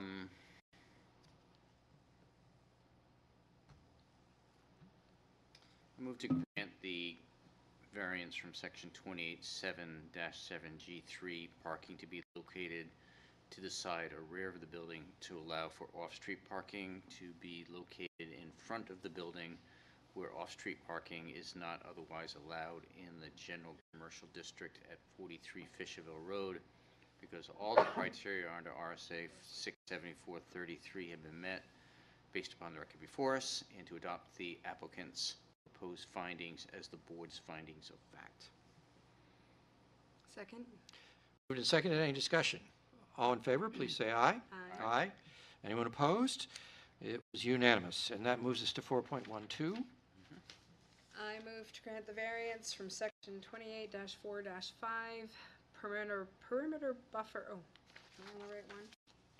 Yeah. Yeah, Yep. okay. Perimeter buffer required to allow a reduction in the required 75-foot buffer to allow a building within 37 feet of the property line and a parking lot within 30 feet of the property line in the general commercial district at 43 Fisherville Road because of all the criteria under RSA 67433 have been met based on the record before us, and to adopt the applicant's proposed findings as the board's finding of fact.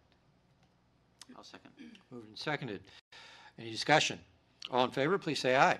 Aye. The motion carries, and there's one more item, which is the Yep. 1.3, the loading dock, loading space. With regard to 1.3, I'm going to move to approve. I just say I think although the applicant was unsure whether or not they'd use it, I think we can trust their judgment as to whether or not they want to use it or keep the parking places.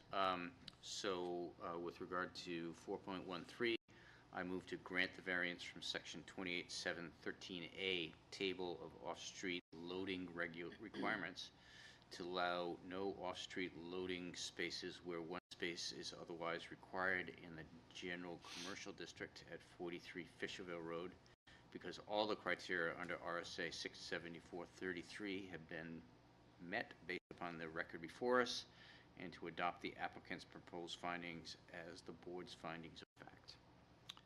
Second. Moved and seconded. All in favor, say aye. Aye. Anyone opposed? The vote is unanimous.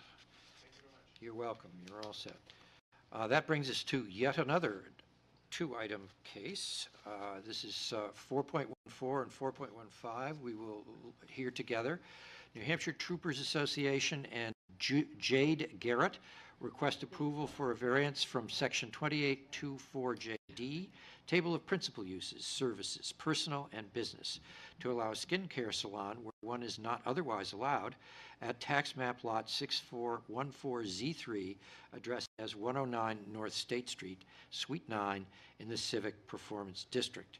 Also included in this is a request for relief from the Table of Principal Uses, Personal and Business, to allow a small salon where one is not otherwise allowed at tax map lot 6414Z3, and so on.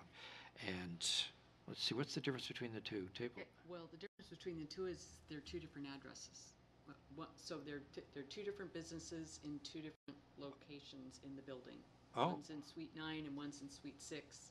Oh, so actually, then I was mistaken. These are two totally different They cases. All right, I misspoke. It's the same property owner, and they're in the same building, All right. but they are two different cases. All right, so we'll address 4.14 first, and as an individual case. You swear to tell the truth and nothing but the truth? Yes. I do. Please identify yourselves for the record as you testify. Jade Garrett. My name is Stefan Chajovsky, S-T-E-F-A-N, last name Chajovsky, C-Z-Y-Z-O-W-S-K-I, and I serve as the president of the New Hampshire Troopers Association. So with this case, I guess the testimony will be exactly the same for both. They are suites that are next door to each other in the same building, in the same hallway. As far as testimony goes, like I said, I serve as the president of the association right now. The New Hampshire Troopers Association owns the building at 109 North State Street and 107 North State Street. It's one big building, but it's technically two property addresses. I guess to the ignorance of the New Hampshire Troopers Association, before my time as president, we rented the units out to these ladies for their businesses. The building at 109 North State Street does have several businesses already in it that we rent out to tenants in real estate and law firm. So prior to my time, we rented the building out, or these units, these suites, to these ladies, and they have been there for a period of time. They've established themselves as business owners in those suites. So for Ms. Garrett, she's doing a skincare salon, and Ms. Mercado has a nail salon. As far as the building goes, we have not received any complaints from any of the neighbors about anything that goes on there. They both work in very small suites where they have one client at a time. We have a parking lot out front that is used for our use. We own it, and there's not a lot of traffic as far as vehicle traffic goes because they only have one client at a time. They are not there 12 hours a day. They are there when they have clients, just like our other tenants that are in the building. So the use of the building is not as busy as you'd say a bank or a hospital or anything like that. They're just there when they have clients. As far as hardships go, they're both established small business owners, hardworking women, and if, you know, the hardship for the Troopers Association is we'd be losing great tenants. Hardship for them is that they'd have to move their established business to some other location that would probably be a lot more expensive for them, and you know, there would be a much added cost in terms of that. How long have they been there? Ms. Garrett has been renting for approximately 2 years, and Ms. Mercado is 6 months-ish. How did you discover you had a zoning problem? We were notified, I guess Ms. Mercado applied for a small sign to be put out front of the building, just attached to the building, not on the street or anything like that, just to where the door is facing, where they would go upstairs to where their suites are. She asked for a small sign to be put and asked for a permit for that, and that's where it was discovered. So we had no idea. I'm just a trooper for the state police, filling the gap as the president of the association, so.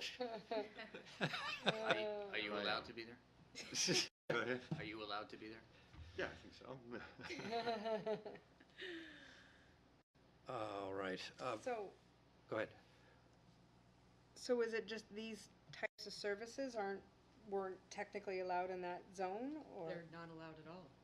There's a lengthy list of uses that are allowed in that district, but personal service businesses are not one of them. Because there are other businesses up and down State Street there. Yes, Yeah. and in the staff memo, I listed all the uses that are allowed in that district. I mean, these ladies can speak to more about their exact business. I mean, there's small rooms that are on the second floor of the building. There's small suites. It's not like they're opening a major storefront. They're not having neon signs. I mean, I don't think anyone really knows that they're there. They have contact with their clients that come in one at a time to get skincare done or get their nails done, and they're out. So we haven't had any issues with anything in the area. Other questions from the board? How many suites are in them? The upstairs has 8 suites, I believe, 8 or 9 suites total, and they rent. We have several that are vacant that are just empty. Potentially you've got 10 tenants in that building? I believe so. I know we have on the 107 North State Street side, that's all the Troopers Association, and we're there maybe once a week, twice a week. On the 109 North State Street side, we have our law firms on the first floor, and then a real estate office, and then the upstairs there's a small suite that is another real estate person, and then just these 2 ladies. Do we know of any other personal services that are in that area? They're not. I walked the whole street, and everything in that district that's a business that's there now is an allowed use. These are the only 2 that aren't. Does this district extend down as far as where the old diocese building was, and there's a indoor golfing facility? Let me look.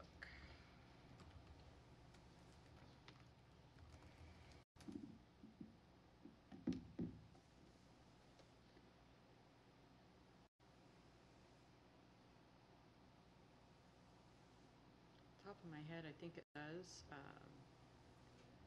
Places of religious worship are allowed in the district. Yeah. Well, I mean, it used to be So it extends, and you're talking to the south? correct. Yeah. No, to the north. Oh, to the north? No, it doesn't extend to the north at all. The district? Yeah. So where does the district end? It ends at At Washington At Street? Washington Street? yeah. Everything to the north is residential. Yeah, there's apartment houses and single-family houses up there. Yep. Everything to the north of it is houses, residential. At least the portion that I walked. All the way up to Franklin Street? You know what I'm asking Yeah. about, right? Is that I thought there was a hair salon at the corner on the traffic circle there, if that's what you're thinking of. There is. There is, yeah, there is. Cocapelli, was that district what it's go called? up? Anyway, over to Franklin?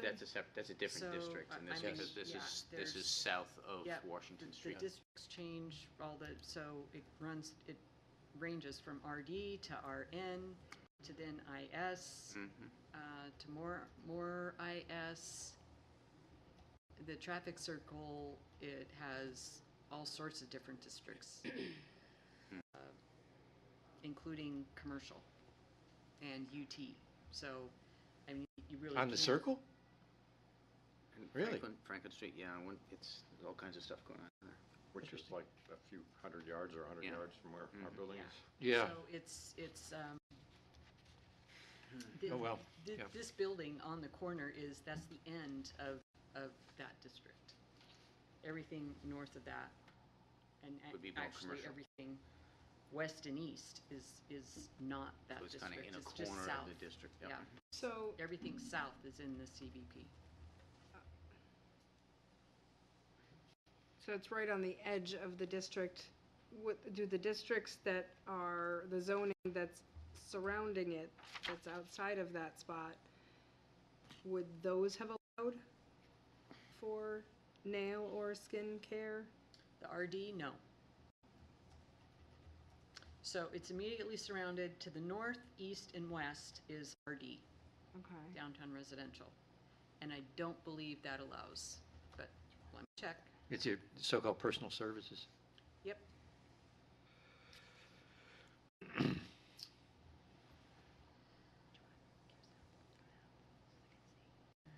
Sure. Is that, again, there's, I forget the name, it's the White Bridge or something building? Yeah, the White Bridge is south of there. Is it in the same district? Isn't it south of there? Yes. Yes, it's, Loaded with that stuff, right? it's Yeah, got, so It's personal business north services of are not that. allowed in any of the residential districts.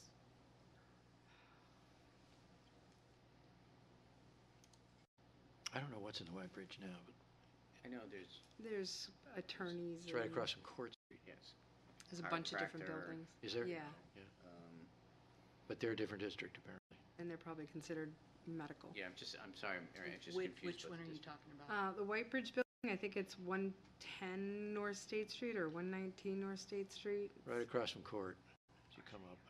Across from Court Street. It's right. Is it across from Court Street? I can't remember the exact number. Yeah, it's in the same zone. And what is the building there? It's basically office suites like this one, but I don't know what businesses are currently in there. other Yeah, like in the than- back of the parking lot, there's a big, sports rehab think- facility. Yep, there is. This is White Bridge. Yeah, it's assessed Yes. as medical. It is, yeah. Is Is medical allowed in CBP? Yep. Okay. So medical's allowed, but personal care is not. You can get better, but not look better. Like I said, CVP has a Well, then long what's list the of point? uses. But there's lots of things that can go in CVP, just not this. Okay. Other questions from the board? Anything else you'd like us to know? Yes, in order for us to be legally open, we did both obtain a certificate of occupancy. With my signage that I've had for the past 2 years, did go through the necessary requirements as far as Signorama coming here and being approved. So everything was approved, and this kind of was like a surprise to hear that we weren't properly zoned to be there, considering all the other licenses that we did acquire along this The process. certificate of occupancy came from the city code enforcement? Yep. And we can't, in order for the state of New Hampshire to come in, we needed that occupancy certificate. Right. So, yeah. For the state of New Hampshire? Yep, OPLC, they're the ones that, State Board of Cosmetology, all, Oh. yeah, Oh, yeah. it's state licensing board? Yes, Yeah. yep. Oh, I see. But you needed to show The city yeah, certificate of occupancy. yeah, which we got everything, so it's And all. Does was- that, I've never seen one, but is it very specific about what will be taking place in that? The certificate of Yeah, mine says occupancy. manicurist. Mine yours says what? esthetician, yep. Hmm. Yeah. A certificate of occupancy all has to do with building. So in the International Building Code, every type of use and building is broken down by an occupancy classification. So the building department and the state, because the state adopts the IBC, the city then adopts it. And so for a building to be, or any space in the building to be legally occupied per the IBC, it has to meet the requirements for that occupancy classification for the building code, the International Building Code. Yeah. Has nothing to do with zoning. Yep, okay, I get it. Yeah. But- So it would have been the opportunity, unfortunately, for the city to catch up with it. It would have been, The department is looking but for code yes, issues, the- not the use. certificate of occupancy comes from a different, and Mhm. they did not have the zoning administrator at the time even check. Okay. Anything else? No, that's all. Thank you very much. Thank you. Thank you. Don't start with me. All right, I won't. There's one person out there, Do we have- no, two people. Would anyone care to be heard in favor of this appeal? Please come forward. Good evening, Mr. Schweikert. You swear to tell the whole truth and nothing but? Yes, I do. Would you identify yourself for the record, please? I'm Roy Schweiker, and goodness, it's kind of the smallest board I've ever seen. And I guess my feeling is, I think it's reasonable to allow this so the troopers find it easier to get facials and nail care. Well, as a state agency, they're exempt from zoning. Although this is a private, Okay, it's the union. yeah, it's a private organization. But, and area, in fact, was a doctor's office in the distant past. That's how I remember it. So, you know, I don't really have any problem with it. The reason I'm here is I'm only a block from this place, and I was surprised I didn't get a letter. And then I read the rules, and the rules say only 300 feet. So even if you're only a block away, if it's over 300 feet, it's a big block, you don't get noticed. And I know you folks aren't, you know, the ones that make the rules, you only abide by them. I just thought it was kind of strange, and thought I'd make that comment.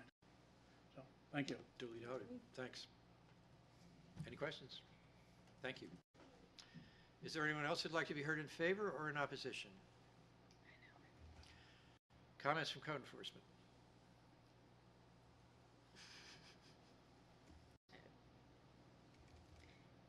It's all in the mail. You know what, that, I have concerns.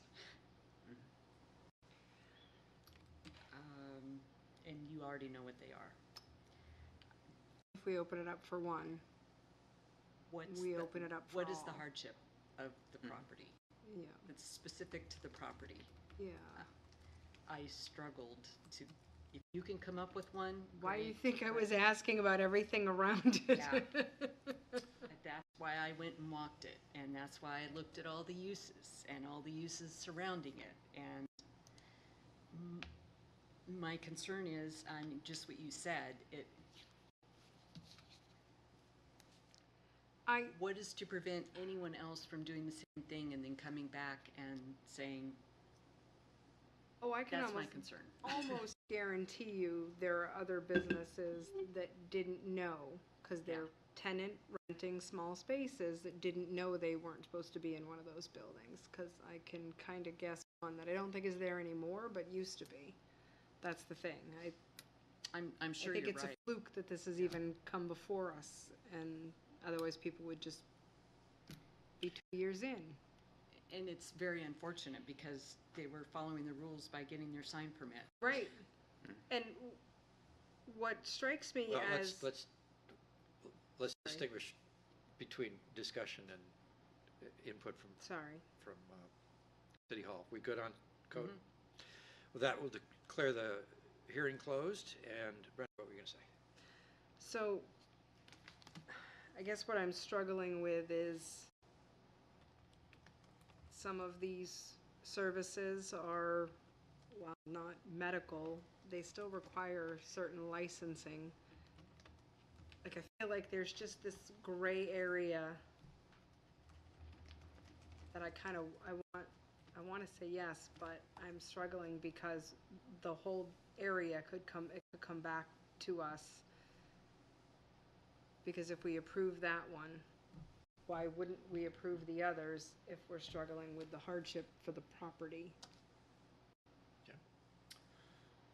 Yeah, it's an interesting situation. I just don't think we have the license to get to yes right now in this, but I also don't want to create an immediate problem for the folks in us. So I was going to make a motion that we table it to give the applicant time to think it through and see what their options are, and maybe figure out a way to come back with some sort of clever or unique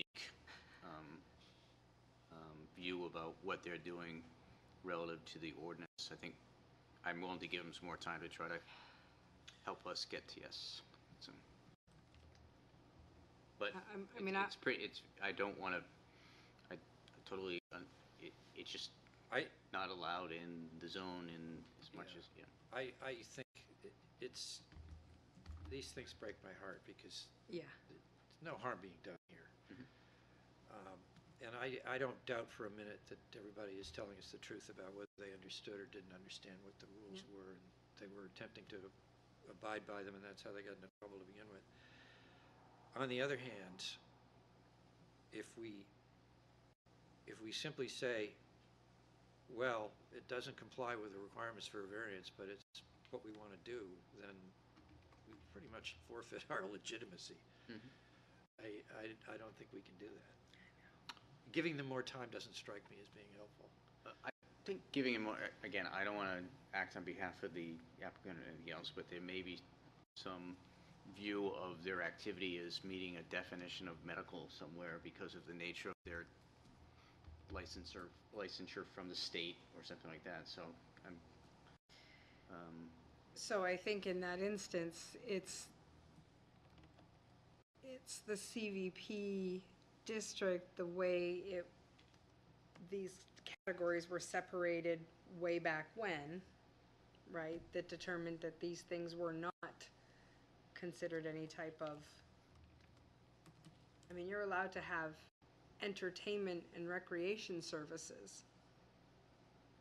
I mean, my nails are my therapy once a month. I don't know, but I know I'm struggling and I feel really bad. And I have a question for you, Anne Marie. I think table it buys them time in the essence of if we can't end up approving this, they have a little bit more time to find new locations. My question to you would be, if we voted on this tonight and the determination was to deny the variance, how long do they have? Do they have to shut down immediately, or can they take time to find? Probably as long as we would want to give them. Oh, okay, all right. Oh, this is so tough, because like you said, Chris, I want to say yes, but I feel like it's going to have a dramatic effect on the whole district without actually changing what the zoning requirements are for CV. I feel like this is something we would have to vote on, changing something in the ordinance for that district. And we've already said we don't do that. Right. Many times. Yep. That nobody elected us to do that. No. So, it's a very disagreeable situation from my point of view, but I don't see how I can vote in favor of a variance for either one. So, would it be against the rules to give them 6 months to relocate? Or 3 months to relocate, or? I honestly don't know. Never We've never been in this situation. We've never issued any conditions about enforcement that I can recall. Yeah. Okay. And I don't think that you would have to. So if we deny, we don't actually have to give them a deadline of when they actually. No, that's something they can work out with City Hall. Okay. Yep. I can recall other instances where particularly there have been some issues up on Manchester Street where we have deferred action one way to give the city council time to make adjustments. That was the banks development project, right? This is not that. That was before my No, time. but it's possible that a city councilor or two could look into this. Yeah. So I'm going to make a motion to table. We have to make a motion to a date certain, to remind me of table versus recess, or? I would make it to a date certain, and we're on a time limit anyway, unless we continue it. Well, if we deny and they change the rules, then our denial doesn't count. If you follow me. That might not be the only option, I guess is what I'm saying. So there may be some clever, some interpretation that we failed to find yet. So I'm sorry. I'll make a motion to table until the July meeting. Yes. Why don't I say the August meeting, just so that because it's summer and stuff like that. Yeah, so I can arrange to be out of town. Yeah, when Chris isn't here. So I'll make a motion to move this to table into the August meeting of the ZBA. Or recess. Can What's you? the difference between tabling and recessing anyway? Table can be indefinite, I believe. Yeah, and we can't do that. Because of the way the ordinance is written. Right? Yeah, we'd have to, if We it's have tabled to to a date continue. certain, then we'd have to put it on the agenda and Yeah, so that's conceivably table it again. But So that's well, whether So I get Typically, why, we've recessed. I get why you're saying this, but I feel like in light of everything we just discussed, if we, oh no, they only have a certain amount of time to appeal the decision, is that right? I'm thinking if do, we 30 denied it, days. but then something changed, then they could come and appeal, but you're right, it's only 30 days, nothing's gonna change. If we don't, it's possible that we don't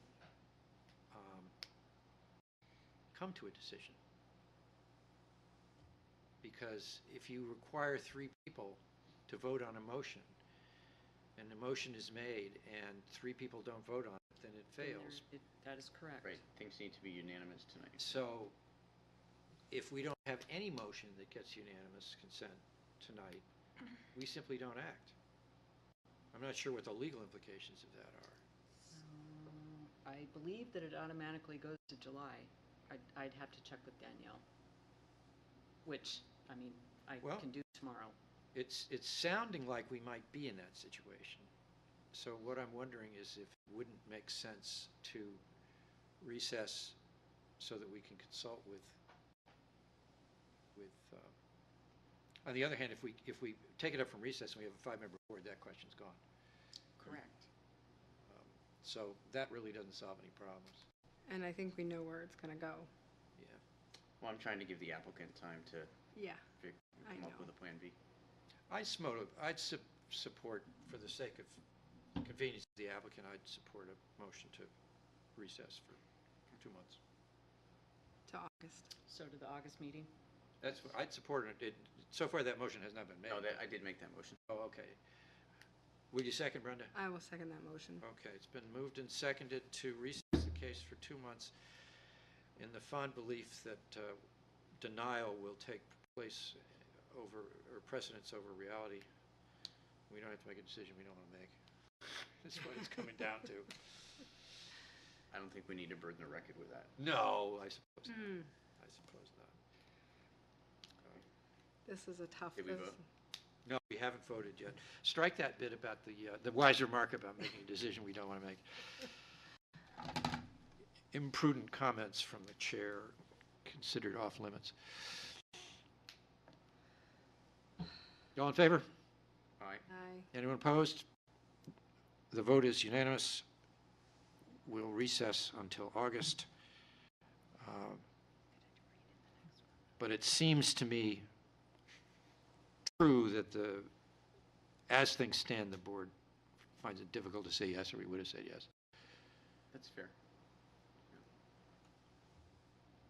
But we didn't say no. We did not say no. We're leaving it to others to perhaps come up with a reason why we don't have to say no. I guess I that's don't what, want to prejudge anything, so. yeah. Yeah. Well, if the rules changed, it wouldn't be Chris. before us. Chris, would it be appropriate to explain to them what we just did so they understand? Well, I'd be happy to Discuss find out if with they have any questions about January it. later. Do you have any questions about the discussion that just took place? I think I understand that you're pushing it off until August to have us come back and come up with an idea for them on how this might be a medical thing. My question would be, you're talking about rules being changed. How do we go about The- applying for the rules to be changed? The best thing to do would be to approach the at-large city councilors and the city councilor for your district. And I wouldn't take my observations about the medical definition as the path you should take. I use it as an example of why elements of the application might change. So, They- Also I would gives you- just add to that, that what you want to approach the city councilors with is to allow personal and service businesses, a change to the zoning ordinance to allow personal and service businesses in the CBP district. And certainly you can explain to them why. They make the rules, we know. So we're wrestling with the fact that the way the rules are written, we're very narrowly constrained on this. But we're not necessarily enthusiastic about you having to throw out your tenants. And the medical, that would be a whole new, it really doesn't, they're not medical. they're just not classified. Nail and skincare is just not, unless you're a dermatologist. It's just not classified as medical, so that's not a, Don't run with that. It's, right, it's do not more run with that. that you're looking to have it, the zoning changed to include those, Right. not try to claim them as medical, because you're not gonna be able to get that idea switched. We're giving way too much advice here. Yeah, Yeah. we've I gotten know. in We way feel over our bad. heads. Imagine what you've done to us, Yeah. or we've done to ourselves, actually, is the case. But Great project for the city council. if, we would like this to be out of our hands, is what we're trying to say. If it's in our hands, we know what we have to do, but we, for various reasons that we've already discussed tonight, would rather not have to do that. I suspect that in your line of work, you run into those situations too. And this gives you more time to figure it out. Yeah, we have one more. All right, the next case is 4.16 Vantage Signs on behalf of Eurofins and Concord Antrim Avenue Real Estate, Inc. requests approval for variance from Section 2869C2 to allow 135 square foot freestanding sign to be located closer than 5 feet to the front property line at tax map lot 76Z8, addressed as 51 Antrim Avenue in the industrial IN district. Swear to tell the truth and nothing but it. Yes. May we have your name for the record, please? Josh Messenger, Advantage Signs. Thank you for your patience. Oh, thanks. Yes, you've sat through a lot of dramatic testimony. We were on a roll for that last. Yeah, we were until we hit the nail salon. Please tell us what you'd like to do and why. So in 2021, I applied for a sign permit when Eastern Analytical owned the property. The sign permit was granted, and we put the sign up. This is a copy of the sign permit from 2021, and it stated in the document that it should be 2 feet back from the face of the curb. It's a little bit of a unique property because the curb, the sidewalk, it's well more than 2 feet off the curb. The sidewalk is set back from the road, and it's 39 inches from, Can we call up the site plan? you know, This is tucked down at the very end of Hennecker. I don't know if it's exactly, appropriate. yes. Across from FW Web. Oh, I'm sorry. It's on Antrim. Antrim Ave. Yeah, Antrim on Ave. I didn't even know where Antrim Ave But was. isn't that across from FW Web?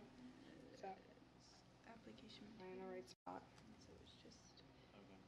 oh, is that just the sign? This is what we're proposing to do. I can go back. You can zoom out too. And is it an existing sign you want to replace?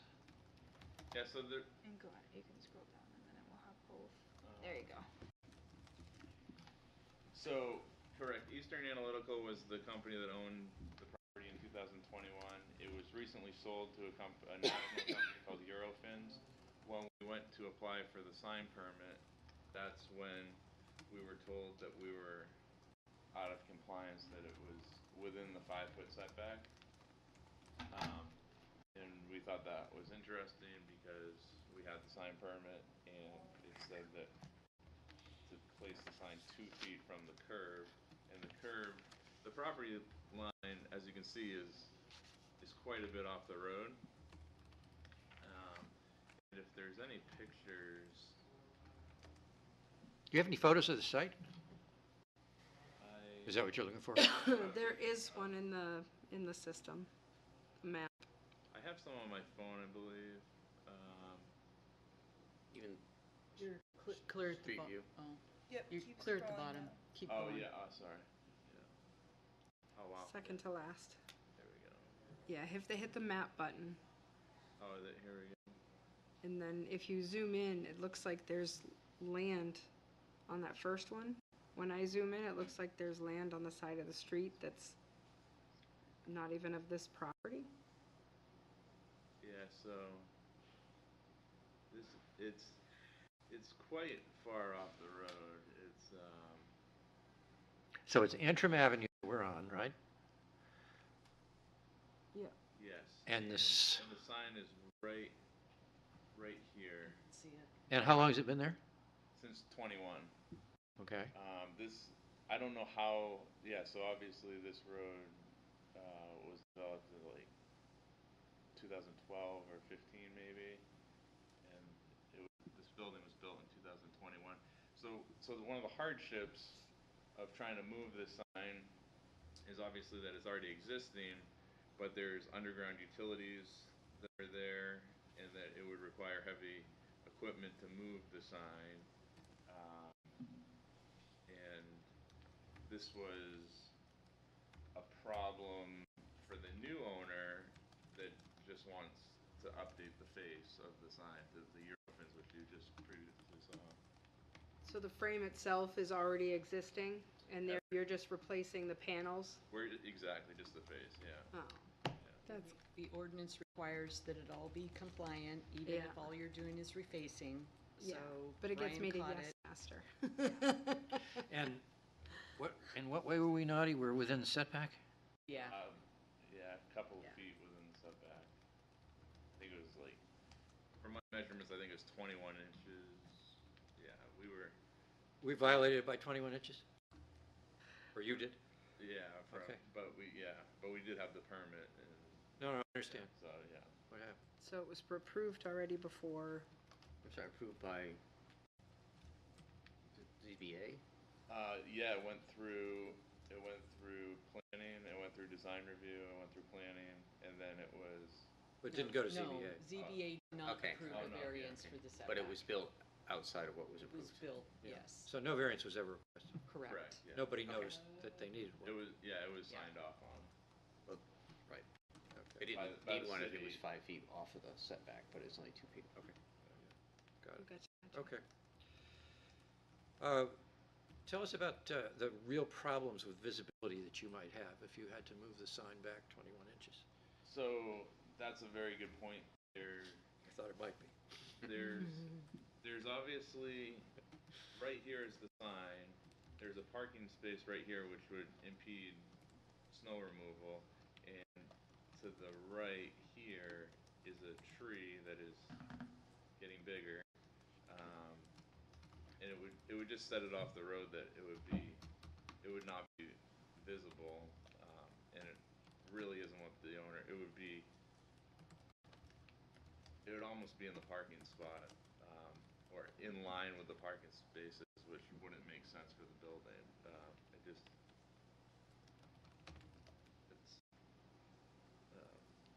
It's substantially off the road. Very good. Any other questions from the board? No. Jim? Nope. Anything else you'd like us to know? No, thank you. The record will show that there was no one here to speak for or against the request. Is there any more comment from code enforcement? With that, we'll declare the public testimony portion of the hearing closed, and I will invite Ms. Perkins to weigh in on this one. I think it's a simple yes. Even though they didn't get the variance the first time, they didn't know they needed it because there's additional land before their setback. I think it still is in the meaning of the ordinance to allow it. Mr. Monahan? Ditto. I'll do that, too. I think they could claim hardship for Yeah. reduced visibility, and there clearly has been no problem with it being where it is. Yeah. Anyone care to make a motion? I'll do it. I move to grant the variance from section 28-6-9 to allow one 35-square-foot freestanding sign to be located closer than 5 feet to the front property line in the industrial district at 51 Antrim Ave because all the criteria under RSA 67433 have been met based on the record before us, and to adopt the applicant's proposed finding as the board's finding of fact. Is there a second? I will second that. Moved and seconded. All in favor, please say aye. Aye. Anyone opposed? The vote is unanimous. The variance is granted. Any other business? Oh, there is agenda or minutes. Anyone care to Thank you. move approval of the minutes? I'll move approval for minutes of the May meeting. Can I even second that? I wasn't here. Oh, you can second it. Okay, I'll second that. It's been, you carefully reviewed the transcript. Sure. Yeah, okay. It's been moved and seconded. All in favor, please say aye. Aye. Anyone say, anyone have a problem with that? No. Okay, good. Motion to adjourn? I'll move that we adjourn. Second. All in favor? Aye. Aye. We good?